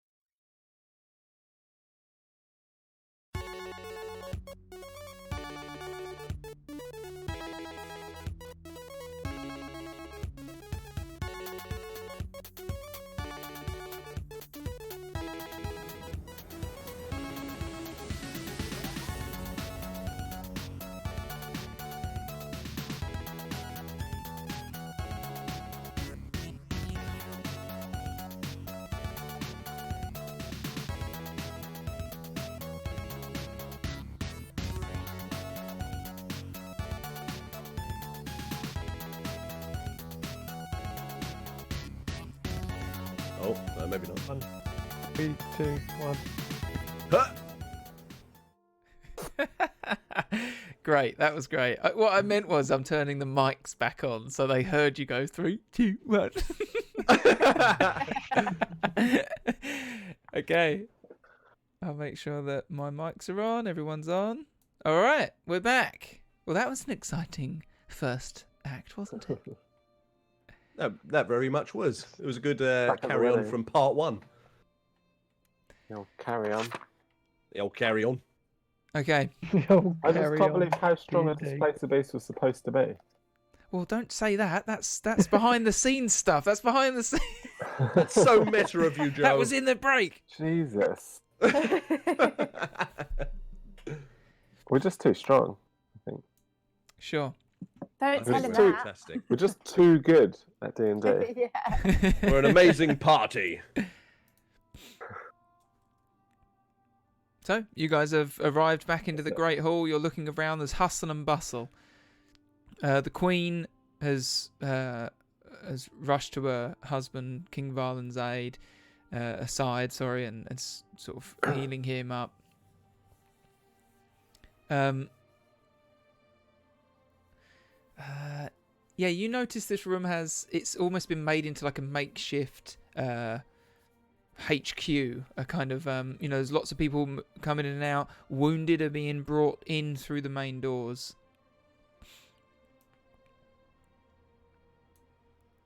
So there must be more stuff that we didn't see in that hole. What's happening?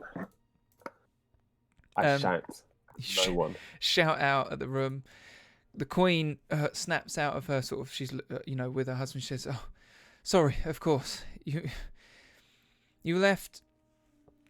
And it turned out that the portals were happening throughout all of Fallcrest. It's been absolute chaos. But with the shutting of that last portal, it seems as if things are stable now.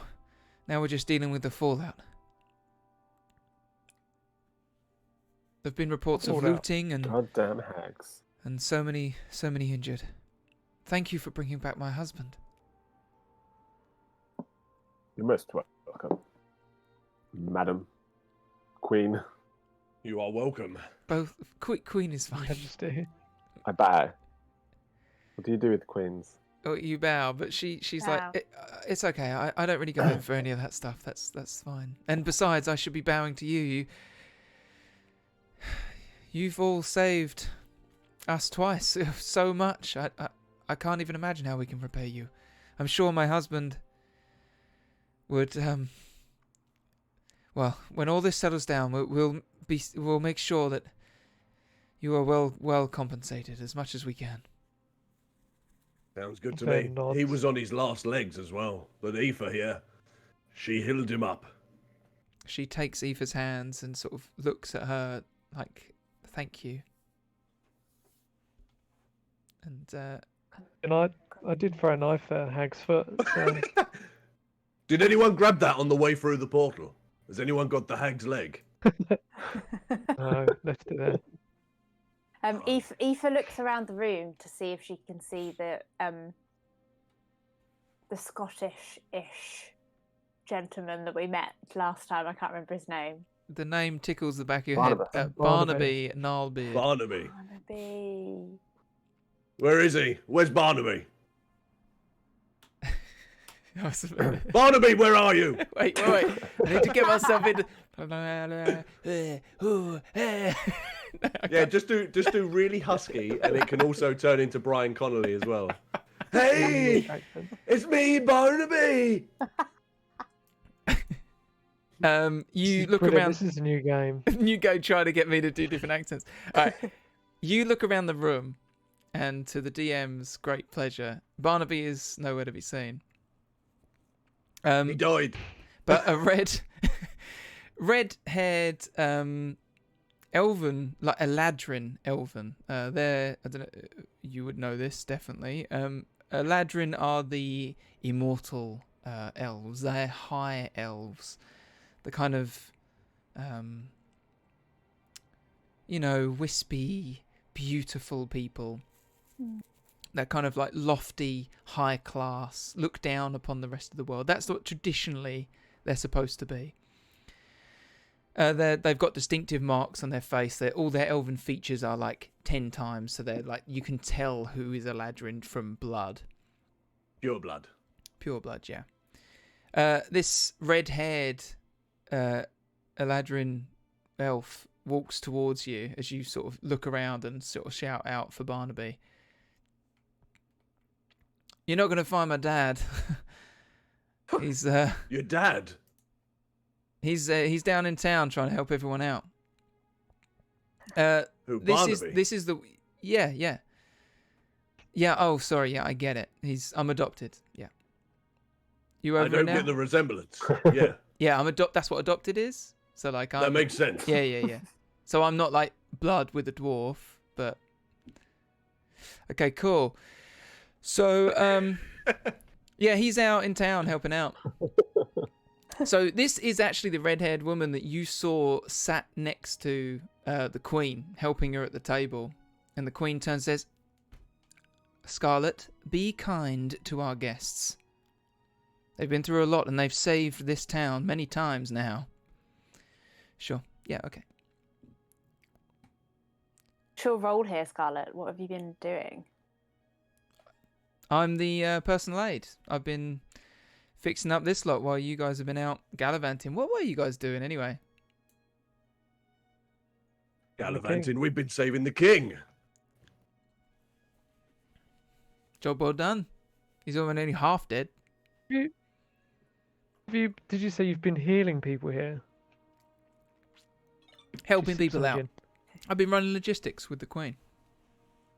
I mean, I've just run out of healing potions. You know anywhere I could get them? Yeah, certainly. The quartermaster, and we've got Tanis. We've made contact with Tanis in town. He should be up shortly with a new stock of supplies. Hey guys, in my pockets I have plenty. So who wants one? Who wants a potion? Potion. I'll Yes, take a please. potion. Just went out. All right. So yeah, I'll give one to each of you. Thanks. Yeah, if you guys add those into Lovely. your character sheets, that would be great.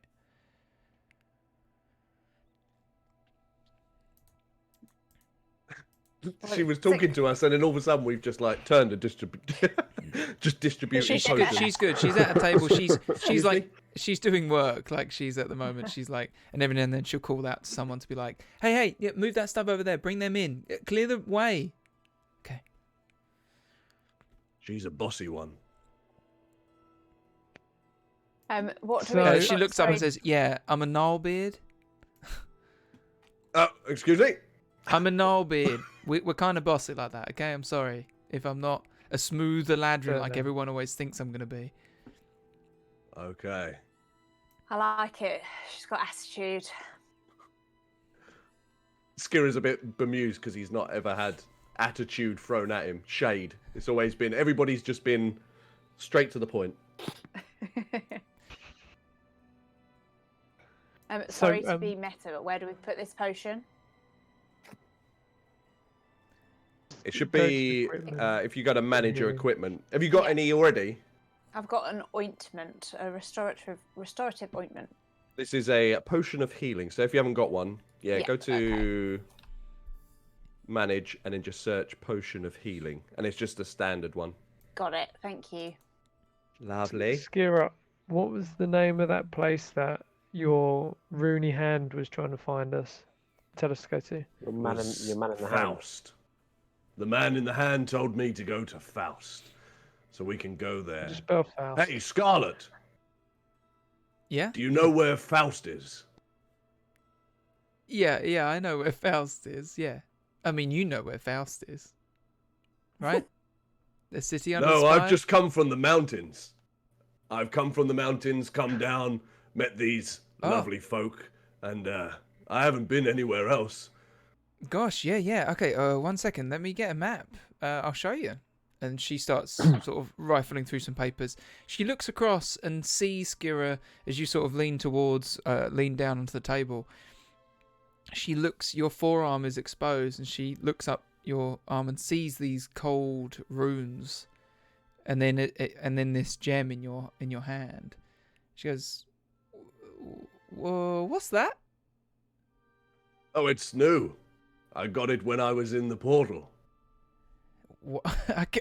Okay. In the portal? This is cool. Yeah, when we were saving the king, Ven over there, he set a light to the pit, and it turned into a gem, and it's attached itself into my hand and given me runes and lovely tattoos up my arms. I think it looks quite good. What do you think? Yeah, I think it's pretty rad. She grabs hold of it. Give it a little check. Yeah. This is really powerful magic. You know that, right? This is like arcane infusion into a human. What did this to you? How did you do this? Hey. I'm not a human. I'm a Goliath. Sorry, into a Goliath. I mean, like a person. This is not for the material plane. Where did that portal take you? We went two steps through. Ice planes. We ended up in the ice planes. That's it. I love that. The idea that Skira says we just went a couple of steps. Yeah. We just went through two portals. I didn't take the name or the directions. Sorry, you went to the ice planes. There were some animals. There was a sky, there was a ground. Yeah, so you would know that you went to Aoife would know you went to Feywild, definitely. You would recognise that, you'd know that. And the other one, I think one of you did a check to know that it was the elemental plane. I can't remember who. I feel like that happened.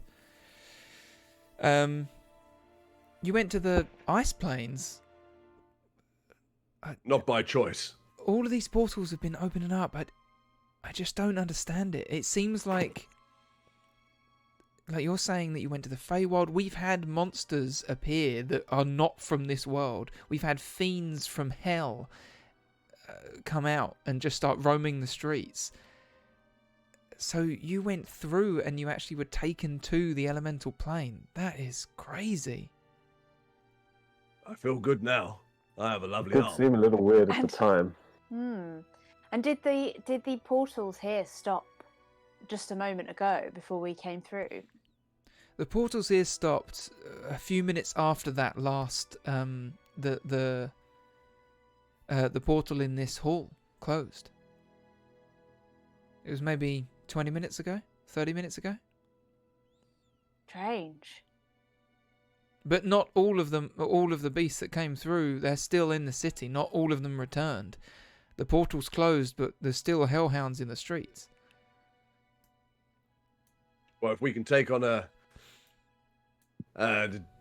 big cat with tentacles, then we can definitely take on hellhounds.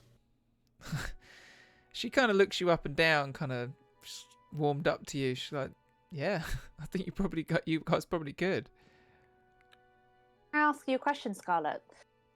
You seem to know quite a bit about the magic that might be within Skira at the moment. Is it evil or is it good? Can you tell? I mean, I'm not the one you should ask that. Ask your paladin friend. Meh? It might be. Meh? Yeah. Well, just to let everyone know, it feels comfortable. It doesn't feel painful. It doesn't feel like anything bad in me. But Yaramir, can you tell me what's up my arm?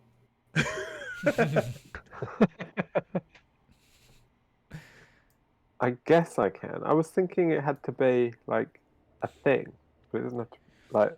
So I think the it way has to be a that creature, but it doesn't necessarily. not necessarily detect good and evil is almost like a night vision mode or a thermal vision where you like put on like blinkers and your vision suddenly becomes like that's good, that's evil, and it even is like that to the point of line of sight. If something evil is hidden behind total cover to you, you can't see it as evil. But if it was darkness and there was an evil fiend in the corner, it would light up to you.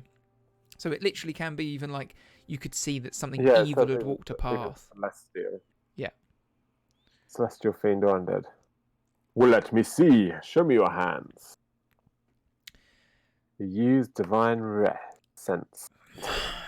You kind of slip into that kind of, where Frodo puts on the ring and it's like that kind of world. Oh. You peer at this gem in his hand. It flickers constantly. Evil, good, evil, good, evil, good. There's neutral, good. It just constantly flickering state. You've never been more certain that whatever this is, it is chaos. It is neither good nor evil. I've never been so certain. But what this is chaos. And it's in your hand. It is. But like I said, I don't feel anything at the moment. That's because it is neither good nor evil. So we're a Just happy is. medium. It's a Goldilocks stone. It's not that either. It's everything and nothing. So I guess we just trust it. I think we For do. now. What do you mean? We take it to Faust. Sorry, trust it? Take it to Faust? What do you mean it speaks to you? It's telling you something? Yes. Have you not ever had an inanimate object talk to you before? Well, only And one all I your friends at the same time. only one the wizard enchanted. But no, I've never had anything. Sorry, what's it like? What is this thing? Let me ask it. What are you like? He says none of your beeswax. So she, as you put it up to your ear, she's like, "Oh my gosh, this is gonna," and then you slam her back, and she's like, "Okay, yeah, very funny. All right, fine. If you don't want to tell me, it's fine. Okay, there's people here who can help, and if you need to get to Faust, that's a long way." That's it. That's where we need to anybody- go. Is there anybody here that we can go to that might know more about this before we trust it and go to Faust? I mean, Tanis is the only one in town with any kind of real experience. Tanis of Lion's Folly, have you guys met him? He runs the adventuring store. I'm sure you've probably bumped into him before. He's the only one with any experience with any of this stuff. Maybe we should go and ask him. Idea. To Tanis we shall go. The Tanis. To Tanis. Tanis. So you guys turn, and actually, as Scarlett had said, Tanis, you look towards the end doors as you're walking through a bunch of people, and Tanis comes in. Mustachioed guy, kind of like zany hair, if you recall. He's kind of like human, tan skin, and he's carrying just a ridiculous amount of stuff all over him. Big rucksack, and then all these like rolled up packs, with like that have got swords poking out the ends. He's got a big shield like attached to him as well, and he's got a couple of lackeys with him carrying as well. Oh, yeah, right over there, and they twang, big clang as this shield hits the floor. Oh, hi, it's you guys. How's it going? Very well, Been Tanis. better. Been on any adventures? All these bloody portals opening, it's great. Yeah, it's not bad. But this happened to me. And he just sticks his hand into Tanis's face. Well, that looks quite serious. Does it hurt? And he grabs hold of your hand, sort of brings it towards him. And he flicks down these, like, he's got these, like, kind of steampunky glasses on, and beep, a little magnifier, sort of gets up close to it. Did it hurt? No, not really. Ven took a bit of a blast from it when it started, but apart from that, I feel fine. Yeah. Ben is only small though, so it's not his fault. Nimble. Did dodge it though. Nimble. Did dodge it. Oh, that's one thing we should say is Skira has returned to normal size. Just to be clear. Yeah. Just now. Everyone's Just holding now. his giant Everyone's hand. in giant hands. Yeah, it's just a regular. But once that combat was over, he was back to normal. Aoife explains to Tanis what this thing has done in Skira's arm. That it's spoken to us and it's what it's told us, and asks whether he knows anything more about this. Spoke to you. I mean, did it tell you its name? No, but it said something about Legion. Sorry, love, doesn't ring a Ask bell, its but name. huh? We even ask its name. Yeah, We asked. I think He said it was Aoife not. did. I think he said it didn't matter to us. He got irritated with me. Yeah. Yeah, I understand that. It's a moody little gem.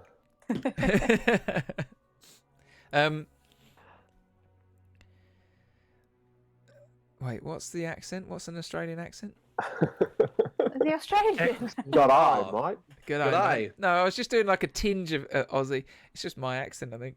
Yeah, just to your voice. Everyone always thinks I'm Australian. Everyone. Whenever I go anywhere that isn't where I'm from, everyone thinks I'm Australian. Yeah, I've never thought that. That's I get so that as weird. well. There you go. It should be second nature Really? then. I get that as well. I had it loads of Like times. truth, mate. Yeah, isn't it strange? Isn't it strange? It's very strange. I'm just going to go up at the end. Right. Oh, no, I can't do that. Now I'm embarrassed. I'm just going to speak. No, go on. Sorry, the last thing you asked Tanis was, you didn't catch the Have name. you heard of Legion? Have I heard of Legion? Says, Yes. Yeah. no, never heard of anything like that. Legion. Listen, I don't know much, but this is some strong elemental magic going on here, and I think it's beyond me. I'm sorry. I know a lot, and this is clearly an infusion, but this is closer to the tattoos of Talea. I just don't know anything. The tattoos of Talea. What is that? Talea, the city of spells. That's where I'm from. So with that, you remember that, and Scarlet shouts to you guys, "Hey, Skira, guys, come back! I got the map." And you, Oh yeah, you was about to show us that. Then we You- got sidetracked. you all come over to the desk. Yeah, halfway through the conversation, we're like, right, let's go. She looks Enough. back up from her desk. It's like whole is so big as well. It's like Okay, so she rolls out this map in front of you, a map of Zeroth and the surrounding areas. Or all of Zeroth. This is the Western March, is what your Western Who's the Rise. king? I was just going to ask who the king is the king of. The Is he king. the king of Fullcrest, or is he the king of the whole lands? He's the king. Good question. Who are you asking this to? Scarlet. King! King Barland. What are you the king of exactly? what do you do? I'm a little bit What's worse. your role? I'm a little bit worse for wear, What's but your job? perhaps Scarlet will answer you. Yeah, you see the king has actually been taken out, and Aurora's gone. No, Aurora hasn't gone with him. Sorry, Aurora's still working. The King Varlan. King Varlan's the king of the Western Rise. That's what. Let me show you. You guys can see this, right? Oh yeah. This is the Western Rise. Fullcrest, Ashtide. A few of you have already been to Ashtide Ruins. You've got the Scarlet Peaks, the Bloodstone Keep. Oh, were they named after you? Yeah, I haven't heard that one before. Bloodstone Keep, I Whispering think she's heard Plains, that one before. the Grim Woods. These are just some of the locations. Obviously, this is a large area, but That's where you guys are. Full Crest is right on the edge here, and uses the water to power the mills and everything that are in it. And actually, boats can come up this river to the point where they can drop off and take goods, which is why they're such a prosperous and important town. It's more of a city, I'd say. It's pretty big, Full Crest. So yeah, he's king of this whole region. And she says, but you guys are looking for Faust, right? Faust. Really famous place. This is Faust. The city under the spire. Oh. I've never been there myself, but apparently it's this huge tower in the center, and then like a proper city all around. There's arcane magics everywhere. Real industry, place of industry. And what's the, is there any quick way of getting there? I mean, unless Any you've got ships we could take? Yeah, I mean, the only real way is by ship or airship, or I mean, if you could find a teleportation stone, then you could do it that way. But there's none in Full Crest, so I don't know much about that stuff. Do you know where the nearest one is? I don't know. Ships, I know where they are. In fact, there's a captain. They came to see me earlier. Of course, Garbert Smythe. The prince's the prince's dad, father, I should say. Oh yeah, he's an airship captain. You guys, Excellent. Isn't the prince's father the king? Sorry, no, he was Cecilia's the posh man. Sorry, Cecilia. no, you're totally right. It's Cecilia's dad. The new princess. No. The new princess's. Sorry, I said those words wrong around. The princess's father. Well, we've helped them, so maybe he'll do us a favor and give us one of his airships. I was going to say, did he pay us for that adventure we went on? She It's true. points out and says, So we can pay us in air miles. There we go. Put some air miles on our tablets. well, as luck would have it, guys, look who's in the corner over there. And sure enough, you look over. Who is it? You guys can tell Skira, but you can see that it is the Captain Garbert Smythe, his wife, and the prince and princess are there, and they're kind of helping out the needy and the injured in the corner of the room. Okay. Well, Aoife walks up to him and says, "Captain Garbert Smythe." Yes, it's Gerbert. Don't worry. Oh no, it is Garbert. No, you're right the first time. Do you not know your own name? Of course I do. Sorry, it's been quite a day. Captain Garbert Smythe, I don't know if you recall us, but we're the adventurers that saved your home and your daughter. Yes, you've saved my family twice. Of course I remember you. I'm sorry I was so curt last we met. We are on an important mission to stop the portals from opening again, and to save the land. And we need to get to Faust, and the quickest way of doing that is by airship. And we wondered if we could maybe borrow one of yours.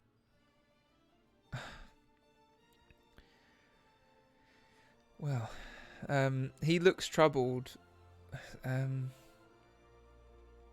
Of course. Because I don't think you did pay us for what we did before. So we just thought, you know what? You might be able to repay us in travel. Of course. It would be my honor. You can have the airship, the Zenith. It's my pride and joy, so please be careful with her. But there is a problem.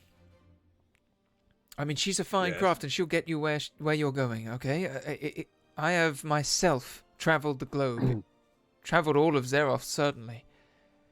There is one problem, though. In all the chaos, I've actually just heard that it has been stolen. By a group calling themselves the Buccaneer Bandits. Very original. Buccaneer Bandits. Are you sure you've not got another one just in your shed?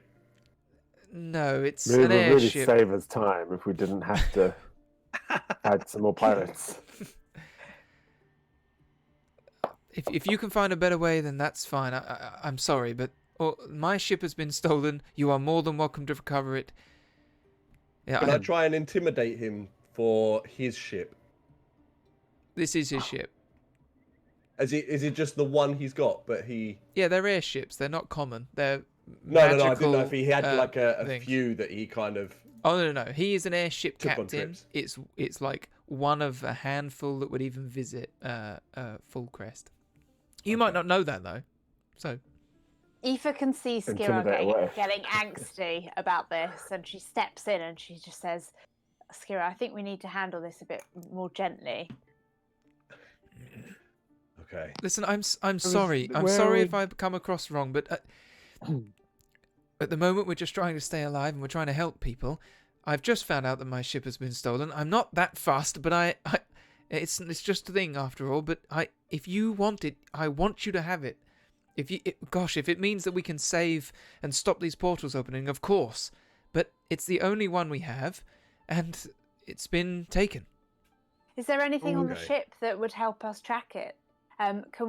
Is there kind of a Ven? What do you have? What's the stone thing? Humour. Good looks. No, not those. Don't you have a or was that just on one occasion? Like we can You don't- FaceTime people. It was just one night. It was just one night. We weren't going to bring it back up. You're talking about sending. Are you talking about sending stones? You all have sending Sending stones. stone. You all have sending Okay. stones amongst you. Okay, is there anything on the ship that we could contact with our sending stone to figure out where it might be? I mean, yes, of course, there's a communications crystal built into it, but they won't answer. But can we Track see it? whereabouts it is? That's a very good idea. He turns away for a moment and brings out like a portable crystal. It's almost like, a phone, basically, a magical phone. Brings up these glyphs and runes and types out a code. This is the code you'll need, the activation code. If you can get on board and use this code, you will reactivate the ship. I think... Let me just check. And then he doop on the screen. And he sees a kind of map of Full Crest open up and then ding, like a bink, come up. Crafty buggers.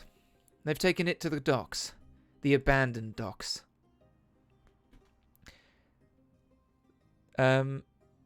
What was that code you used, by the way?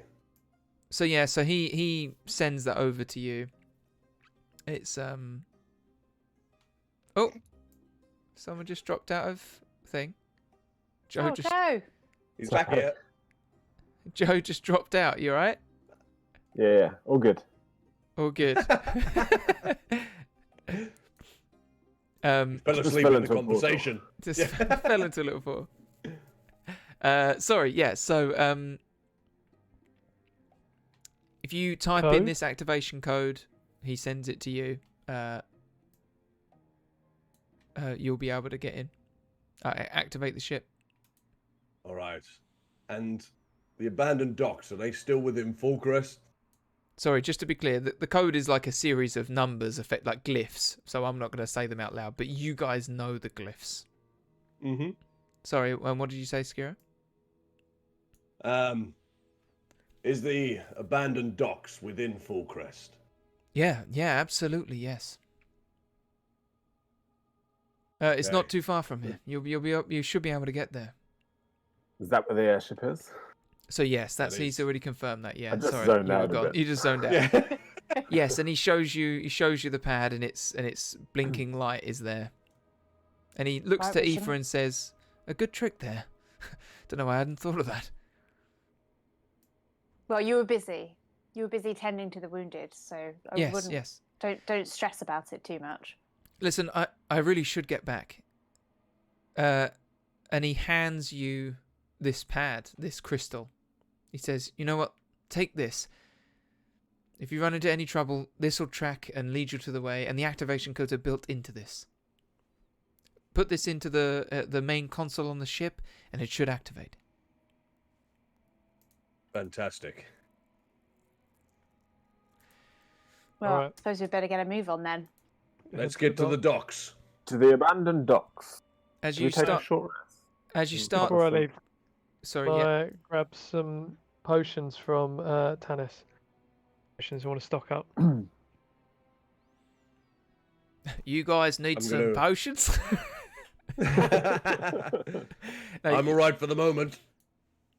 yeah, sure. Take some. I'm gonna take one. Listen, I've got a few that I've got to use most of them on the people here, but I can spare a couple. I'm sorry, guys. That's all I got. Nice. You sound so different this time, but yeah, I'll take a couple. Thank you. This time, How much? How much, Tanis? oh, it's on the house. Don't worry about this. Listen, guys. I overheard there, and I know that maybe you're thinking of leaving Fullcrest. And listen, let me level with you. When I saw you guys come into the shop the other day, and you'd gone on your adventures, and I got to craft those misstep daggers for you, and to see you guys adventurers, I just want to be part of that, you know?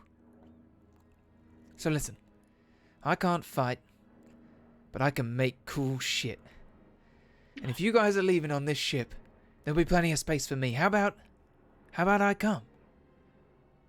You know, I'll make stuff for you, and we can work together. You can get cool resources, and I can bring the workshop. I'm definitely up for that. If everybody else Make me is. a You like sword with stuff. my name on it. I don't know you, friend, but I'll make you 10 swords. Well, my voice has changed. Wait. Sounded very similar to me. Tiny Tire. Well, when we get the ship, we'll return to pick you up. Do you need to bring anything with you for your blacksmithery and all stuff like that? Yeah, but I can get that. He passes you a sending stone and says, "Call me when you're ready. I'll be ready."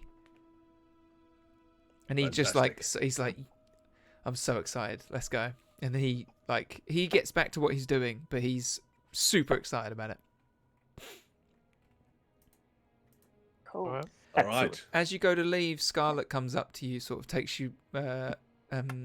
Yaramir sort of puts a hand on your arm and sort of turns you around and says, "Listen, guys."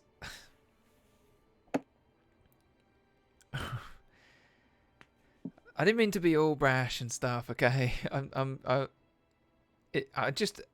I normally, a lot of people think that I'm some like high class elf, and then they see me and I'm not that girl, so I just, I got my back up, okay?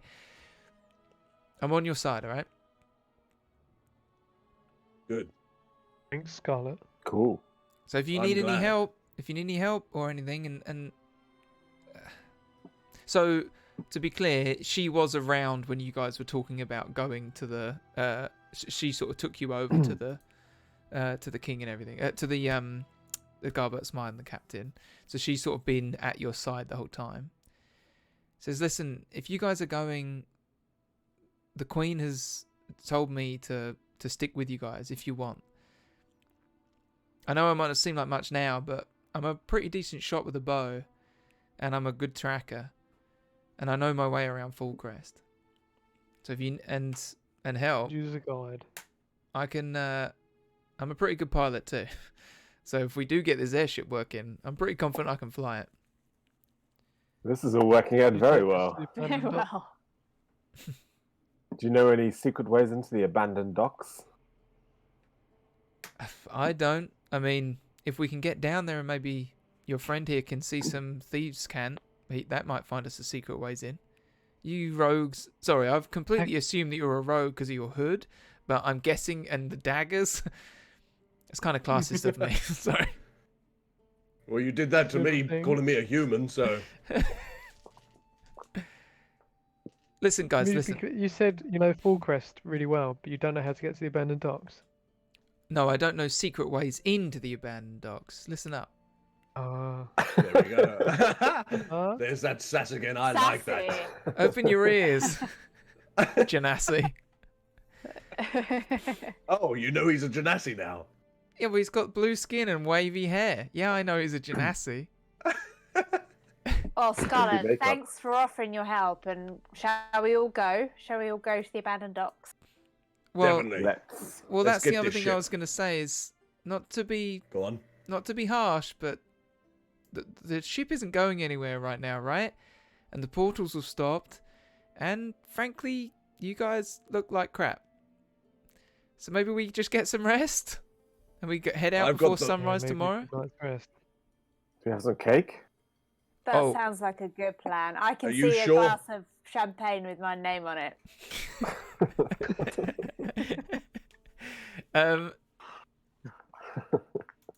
And with that, the camera peels away. Yes, of course, there's cake. Cake is wheeled out for Yaramir.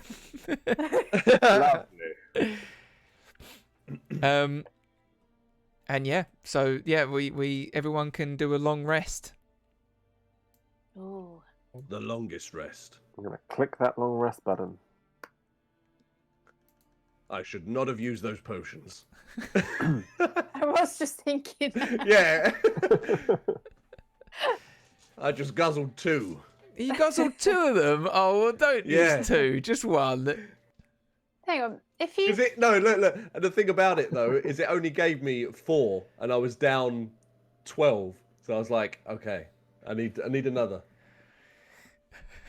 Okay, well, It's No. fine. wait, don't lift that After mic. that long rest, I'm feeling a lot stronger than I was before. I'm not. Nothing's happened to my. I feel like I've gained 5 extra hit points to what I had earlier. So yeah, so I should have said actually earlier that kind of during that fight that happened on the ice and snow there on the elemental plane, you all like tapped into this inner strength that you didn't know you had before, and with that, you're all level 3. Da, da, da, da. Huzzah! Huzzah! Huzzah! I feel strong. I feel pretty. What about you two? Don't look it. So a little peek behind the curtain. Yeah, everyone has already leveled up to level 3. So yeah, you'll see everyone's got some pretty cool abilities now. Definitely. Okay. Can I So- ask a question? How do you get your hit points? How do I get my hit points to go up? if It I've should taken a long be rest? that when you press long rest and Long there's like a tick box next to reset maximum HP Yeah. during the rest. Is that ticked? Yeah, it didn't do So then- anything. Press take long rest and That's it'll give you a confirmed. countdown. No, it should just put your current hit points up to I maximum. think it's because you've got to confirm it was it, the, it was, Lauren. Yeah, it was the you get like a countdown. When you click it, it then says confirm. 3, 2, 1. You've got to click it again within that Oh, time. Yes. Yeah. Yeah. Well, that's good. That's good, just in case you click it by accident. Yeah. Because it's a big deal. Yeah. Because you might lose. There's some really big things later on that you might lose if you did a short rest, a long rest. Yep. Perfect. Thanks, guys. Everyone's Beautiful. back up. And the death saving throws that Ven was doing, they should be reset now as well. You do actually keep your failures and your successes when you do those saving throws. So if you were to go down again and you'd already suffered a failure from before, you would still have that failure on. So it gets more and more How'd you dangerous. clear them? You clear them by doing a long rest or a short rest. Oh, okay. So if you battle within your time before a long rest, then Yeah, then you're it just still. carries over. It's each like time. you're weaker, so you're like more likely to die, basically. Mhm. Okay. Fantastic. Good Cool. work, everyone. So yeah, Faust, So- City Under the Spire. That's cool. Aoife's So- very excited to go there. With regards to my new abilities, are they within the realms of me absorbing this stone? What's that? Sorry, as in, yeah, like as like absorbing this stone has imbued you with these new like infusions of abilities. Yeah. Sweet. Fantastic. It feels like it's tapped into something though that was already there, but it's now revealed itself. You know, that kind of vibe. It's not like it's just giving you stuff. It's more like it's unlocked your potential. Yeah, my heritage that I knew nothing of. All right. You guys take a long rest. There's lots of hustle and bustle in the town. You don't actually make it to go to back to any place of real rest, like to the Vagabond Inn. You actually stay in a little alcove in the Great Hall, but you manage to get enough rest to recoup health and everything like that. And then just before, a little while before sunrises, actually, because when this happened, it was still like late afternoon, so you got a few hours sleep. And in the middle of the night, Yaramir, you get like a little kick to the boot, and Scarlet's over you and like, come on, let's go. Okay. I'll just wake up, I guess. Yeah, well, it's now or never, okay? I've just heard a report from the docks, and it turns out that ship is going somewhere. There's been these big sparks of arcane energy going off. They must be trying to activate it. They must be trying to start the ship. Well, then it's now. Let's go. And with that, Are you watching us sleep? No, I was sleeping too, but I have an alarm on my crystal that woke me up. Oh.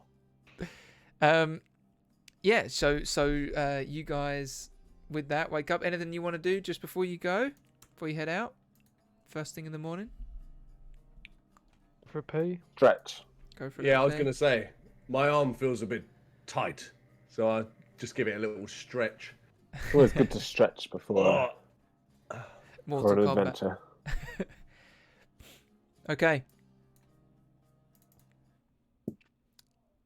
You guys arrive. You trace through town. I'm actually going to get you to roll up a group stealth check. So everyone rolls a stealth check. Those with disadvantage, keep that in mind. Scarlet's also rolling. She rolls with advantage. What happens? Sorry, what happens with the disadvantage? You roll twice and take the lower. To the lower. Cool.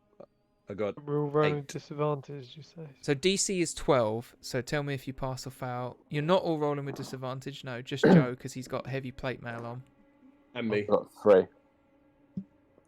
I got 8. Pass, 15. 15. 2 fails and 3 passes is enough to pass. So the way it works is, as long as the majority has passed, you're good. I think we got 50-50. Scarlet also passed. I can hear like a Oh, yeah. Lauren, it's you. Don't rub your mic. You got told by the DM. You just got to be careful. It's a mic. It's really loud when you rub it. Okay. Sorry. So you guys are moving through the town in the middle of the night. As you reach a corner, Yaramir, you're about to step out, and Scarlet puts a hand across you. Shh. She sort of shushes you and says like that, and then you see this embers flow down the street as these hellhounds scutter up the path, and she's like, okay, let's go. And then you guys move down. Couple of near misses, and you guys finally arrive at the abandoned docks, or not so abandoned docks. It's night time, but you can still see there's some glimmer of candlelight flickering around and the low glow. There are some people here, sort of urchins who live in this part of town, this part of district.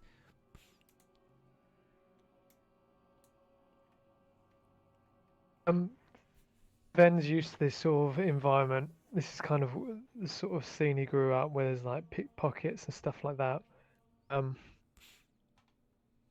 He's trying to get a sense.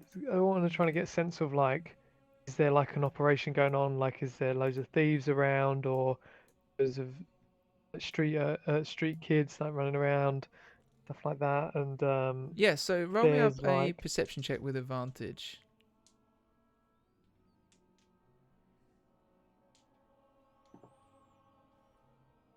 Hey. Crit.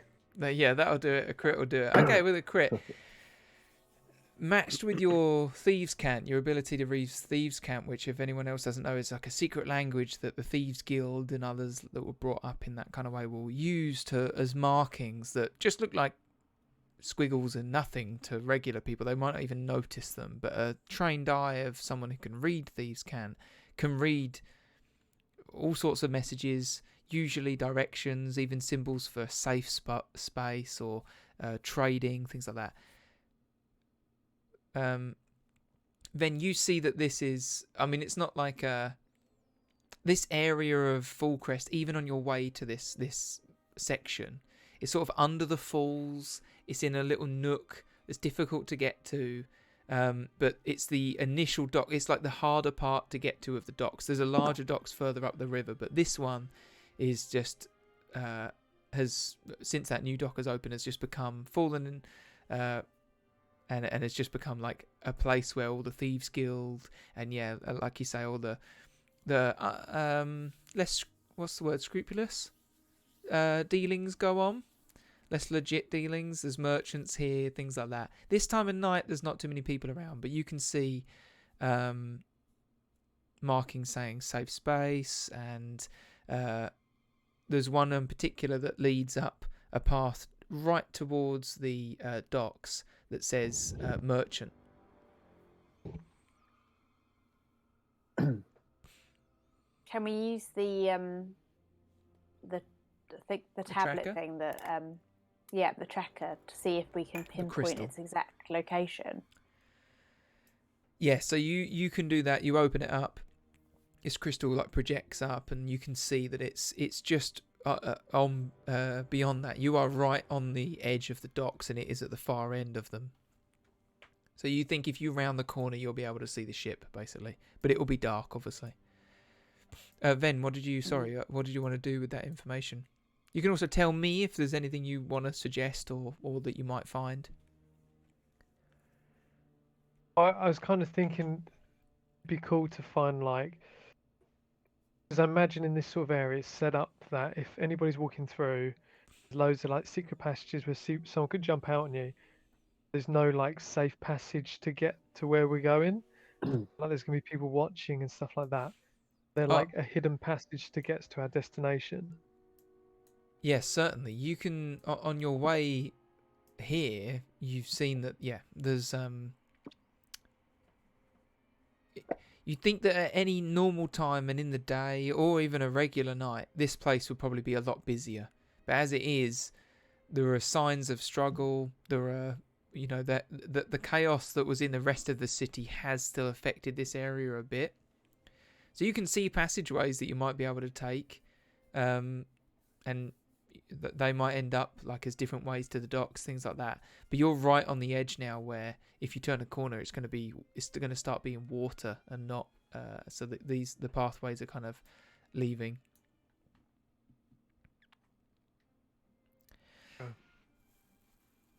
What if Aoife can see dim light in the dark and It's got light in dark dim vision. light? Yeah. Yeah. Right? So can she Brag. see anything that we need to be aware of, that we need to be wary of, I should say? So you You're just talking in third person about yourself as well. looking Can around. I see Aoife. anybody that we should be wary of? So I don't know. Can you? you look around and see that coming from the end of the docks. You're not at a point yet where you actually can see the docks, right? You're coming around the corner. You followed. Ven's been sort of. He's been. You guys have got this like little GPS, right? But Ven doesn't really need it. He's been walking through this, being like, "This is the way," and Scarlet obviously knows the way as well, but he's been almost guiding her, like, "No, don't go down there. Come this way," because he's got the Thieves' Cant guiding you there. So you've got there in no time at all. But now you're here, using anyone with dark vision, you can see this blue glow over the edge of the small huts towards the end of the docks. Oh. Scarlet Let's head pipes to up the and says, That's it. That must be the ship. They harness arcane energy. That's got to be it. Everyone ready? Can Aoife just tries to sense how they might overcome that arcane energy? So you get the sense that the arcane energy is emanating from the ship. An airship that is driven by arcane energy is gonna, to you, your heightened senses is gonna give off a glow, especially at night. So you just get the sense that that's the direction. The ship is really close. That's where it is. Right. I see. Sorry, I thought it might be kind of shrouded in it and being protected by the thieves, but... Well, not that you're aware of. It's more like it's like a beacon of like, oh, that's unusual. That's not just a dirty old shed. That's like something magically very powerful in the middle of all this, like, wooden huts. Okay. Well, let's go storm the shed. Let's go storm the shed. So, as you move around the corner, you see it starts to become wooden planks and the shallow waters here all around. And then, sure enough, you can see at the far end of the docks, Captain Gerbert Smythe's airship, the Zenith. It's tied down, anchored down like these sort of ropes and anchors, like strapping it down. And like haphazardly put round it. You can see the ship itself almost wants to, it's bowing and sort of moving around almost like it wants to release itself. You can't see much of what's going on board or people or anything like that, but you can, it's a big ship, so you can just see it sort of moving and you can see these big ropes all across it. As you're around this corner and you're looking towards the ship, you hear a commotion from just past the flickering arcane streetlight on the road running alongside the start of the docks. This muscular thug, hey, and this a thug of a man is intimidating what looks to be a merchant and her little dog. Come on, give us a little something. Come on, guys, are we gonna do something about this? Sure. Definitely. That's not cool. Hey, I don't appreciate not cool, that. bro. That's not cool. The guy looks at you. Not cool, bro. Oh, God, tourists. And he slams this merchant to the ground, snatches her this bag off of her, and then just like, and then turns to run away. I lob a javelin. Just before he runs, yeah, like grab his hand and use sleight of hand to take the bag off of his hand. Wait, you're not close enough yet to, because this has happened quite far up from you, and you guys all shouted out to him. How do we deal with this? I like the idea that you do that. Throw a javelin at him. Yeah, let's say, Ven, you somehow with your sort of shadowy walk, shadowy kind of movement, you manage to get up real close to this thug and just sort of, and then grab. What are you waving at, Jameson? It was like Joey was like, throw a javelin at them. Yeah, I know, but that's happening. No, I know. But Ven's came first. Oh, no, I know that Ven didn't say it, but Alex didn't say it first, but it has to happen first, right? I can't be like, a javelin lands, plants in his back. And then he nicks off him. And then he... So... Ven, you sort of, as Scarlet turns to this, are we going to help? Ven has already darted forward, done a roll, and then sleight of hand check.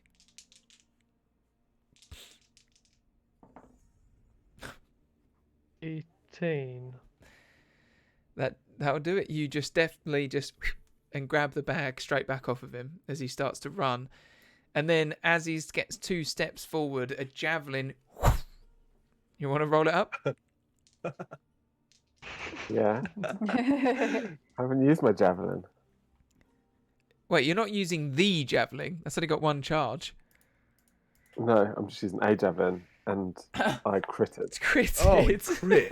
Oh my gosh. With It's my hit. some frontier justice we've got going on here. Straight through him. I mean, yeah, Got this is damage. enough to put him down. So this just like pierces through him. He yelps out, slams into the floor. Teach him. Look, I'm just trying to make a living. Didn't have to throw a javelin at me. You're just being a really bad guy. I just really hate evil. And you look pretty evil. So... Well, that's a question of Good night. Sorry. nature versus nurture. It's just the way I was raised. Well, I And see this is the things way in you'll very go black out. and white. All right. Here we go. Here's you guys on the docks. Oh, that poor dead thug. Well, he's not dead. I'm not dead. I'm Yeah, but just he has a really javelin. hurt. Is he pierced to the floor? He's like pierced to the floor. Yeah. Well, do you want some damage for him? He might be dead. I can tell you. Oh yeah. How much is your damage? I mean, you crit, so you double the damage. Double damage. 18.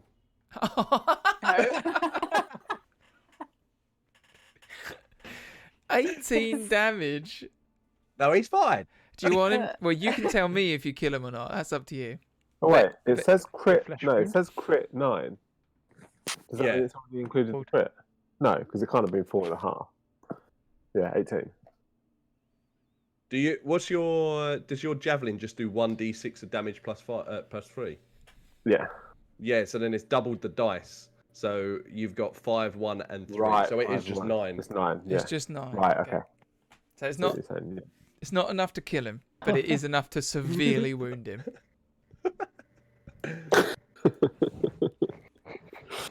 And you panic then. I didn't Stupid panic. punk. No, you can kill him. 18! You can kill anyone. Stupid punk. I'll just make a displacer beast pop out of a portal and murder all of you if you No! you want to push me. This has really got vibes of Final Fantasy VII, and I'm loving it. Or early Final Fantasy. Yeah, I'm a Looks bit really worried cool. that they're a bit too cartoony, but I just thought if they're I like it. some of the tokens that I found were a bit. thinking the Spire City had a bit of Final Fantasy 7 about it. What's that? Sorry. The Spire City, Tanis. Oh yeah, of course. Maybe That's I what I just was got it in thinking. my brain.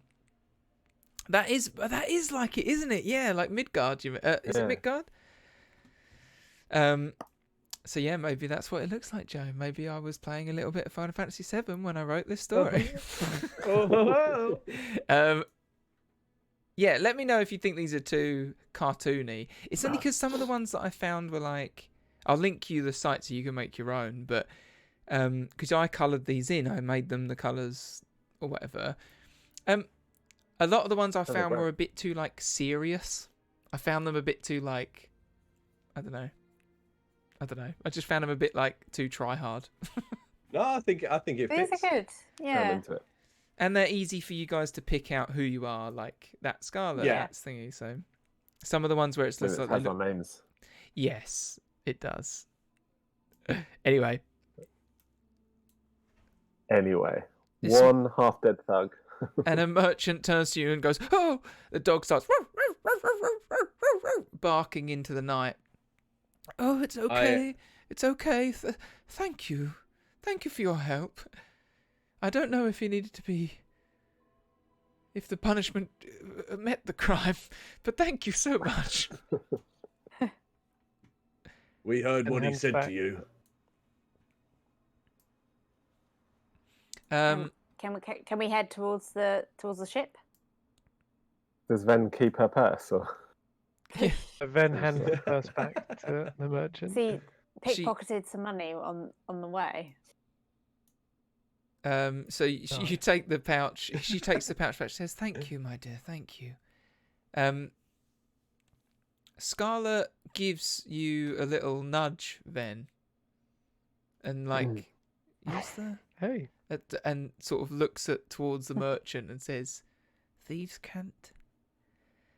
Urges you, like kind of nudges you to say, "Does she might know thieves can't?" so Ooh. I use thieves' words at her. Oh, thieves can't. Yeah, thieves word. No, it's thieves' can, but I'm calling it calling it thieves' these words. These words. So yeah, effectively, just so we can get into that, the idea of using Thieves' Can is to everyone else around, all they will hear is like gibberish. So there's no way they will even lip read or hear what you say. Even someone divining it, unless they know Thieves' Can, won't know it. So people generally of this type feel quite confident talking in it. It's almost like the kind of thing of like speaking in someone's home tongue makes them feel at ease. So if you speak to someone like this merchant, she's much more likely to talk to you openly because she knows she can.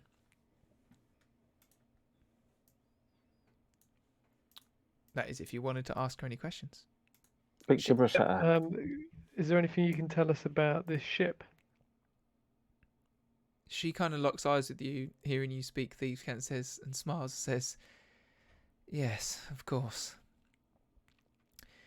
The ship turned up just earlier tonight, and the Buccaneers have got it. They're a dangerous lot, you know." We're trying to sneak onto this ship. Have you got like a way we can get on without being found? I mean, it's at the end of the docks. The only way I can think is if you can hold your breath and swim to it. I can. But the water's cold, dear.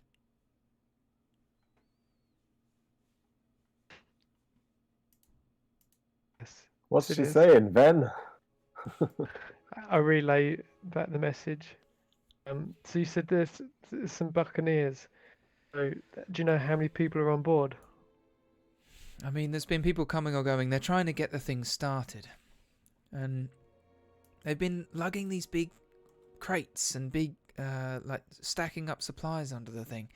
There's been sparks of flame and fire and ice. And I've heard this wailing sound coming from the middle of the ship. To be honest, I've stayed clear of it, but... And I'd advise you do too. Have you got any spare crates? Spare crates? Yes, I suppose so. She walks and opens her door up, steps inside, sort of comes back out with the like big crates, but they're more like, they're not like giant human-sized crates. They're big, big Amazon delivery kind of crate, like those like fruit crates you get that are wooden pallets. Do you know what I'm talking about? If you go into a shop and you get those like crates that you can hold in your arms, like them. Yeah. A couple of those she's got. Says, "This is all I have." Okay, that's great. Anything else you can tell us about? That's great. Ship. What are you doing with those boxes, Ben? Here's my plan. Here's what I'm thinking. We get some disguises. The door we shuts go on behind you. Buccaneers. The woman shuts, brings her dog in, and shuts the door. Sorry. We go in disguised and we sneak onto this ship.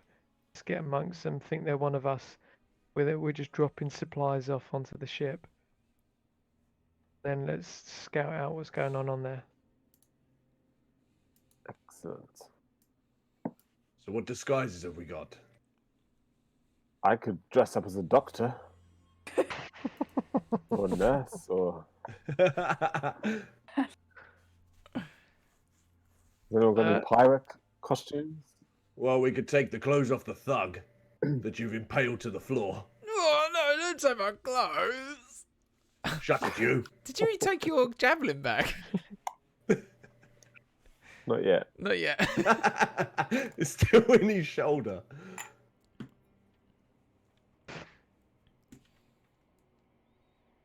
I could What be do we lookout think? if Do you think want. we should sneak on like that? Okay. Free. Well, you're the expert in thievery and roguery. What do we wear? There's this armor, Yeah. roguey.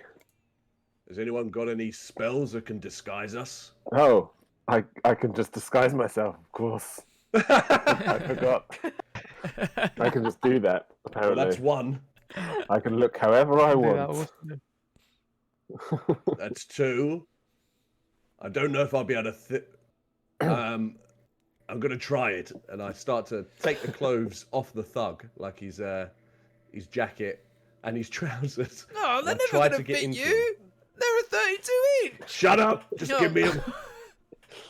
And I put it on, and it's super, super tight. You got skinny jeans, skinny jeans. Skinny jeans. I will say that you will be, if you disguise yourself in that way, you will lose your armor class. Okay. So you got to be careful with. You got to be careful with. Not completely. You're not going to be like 0, but you've got to be careful with taking off actual armor, unless you're just wearing like a.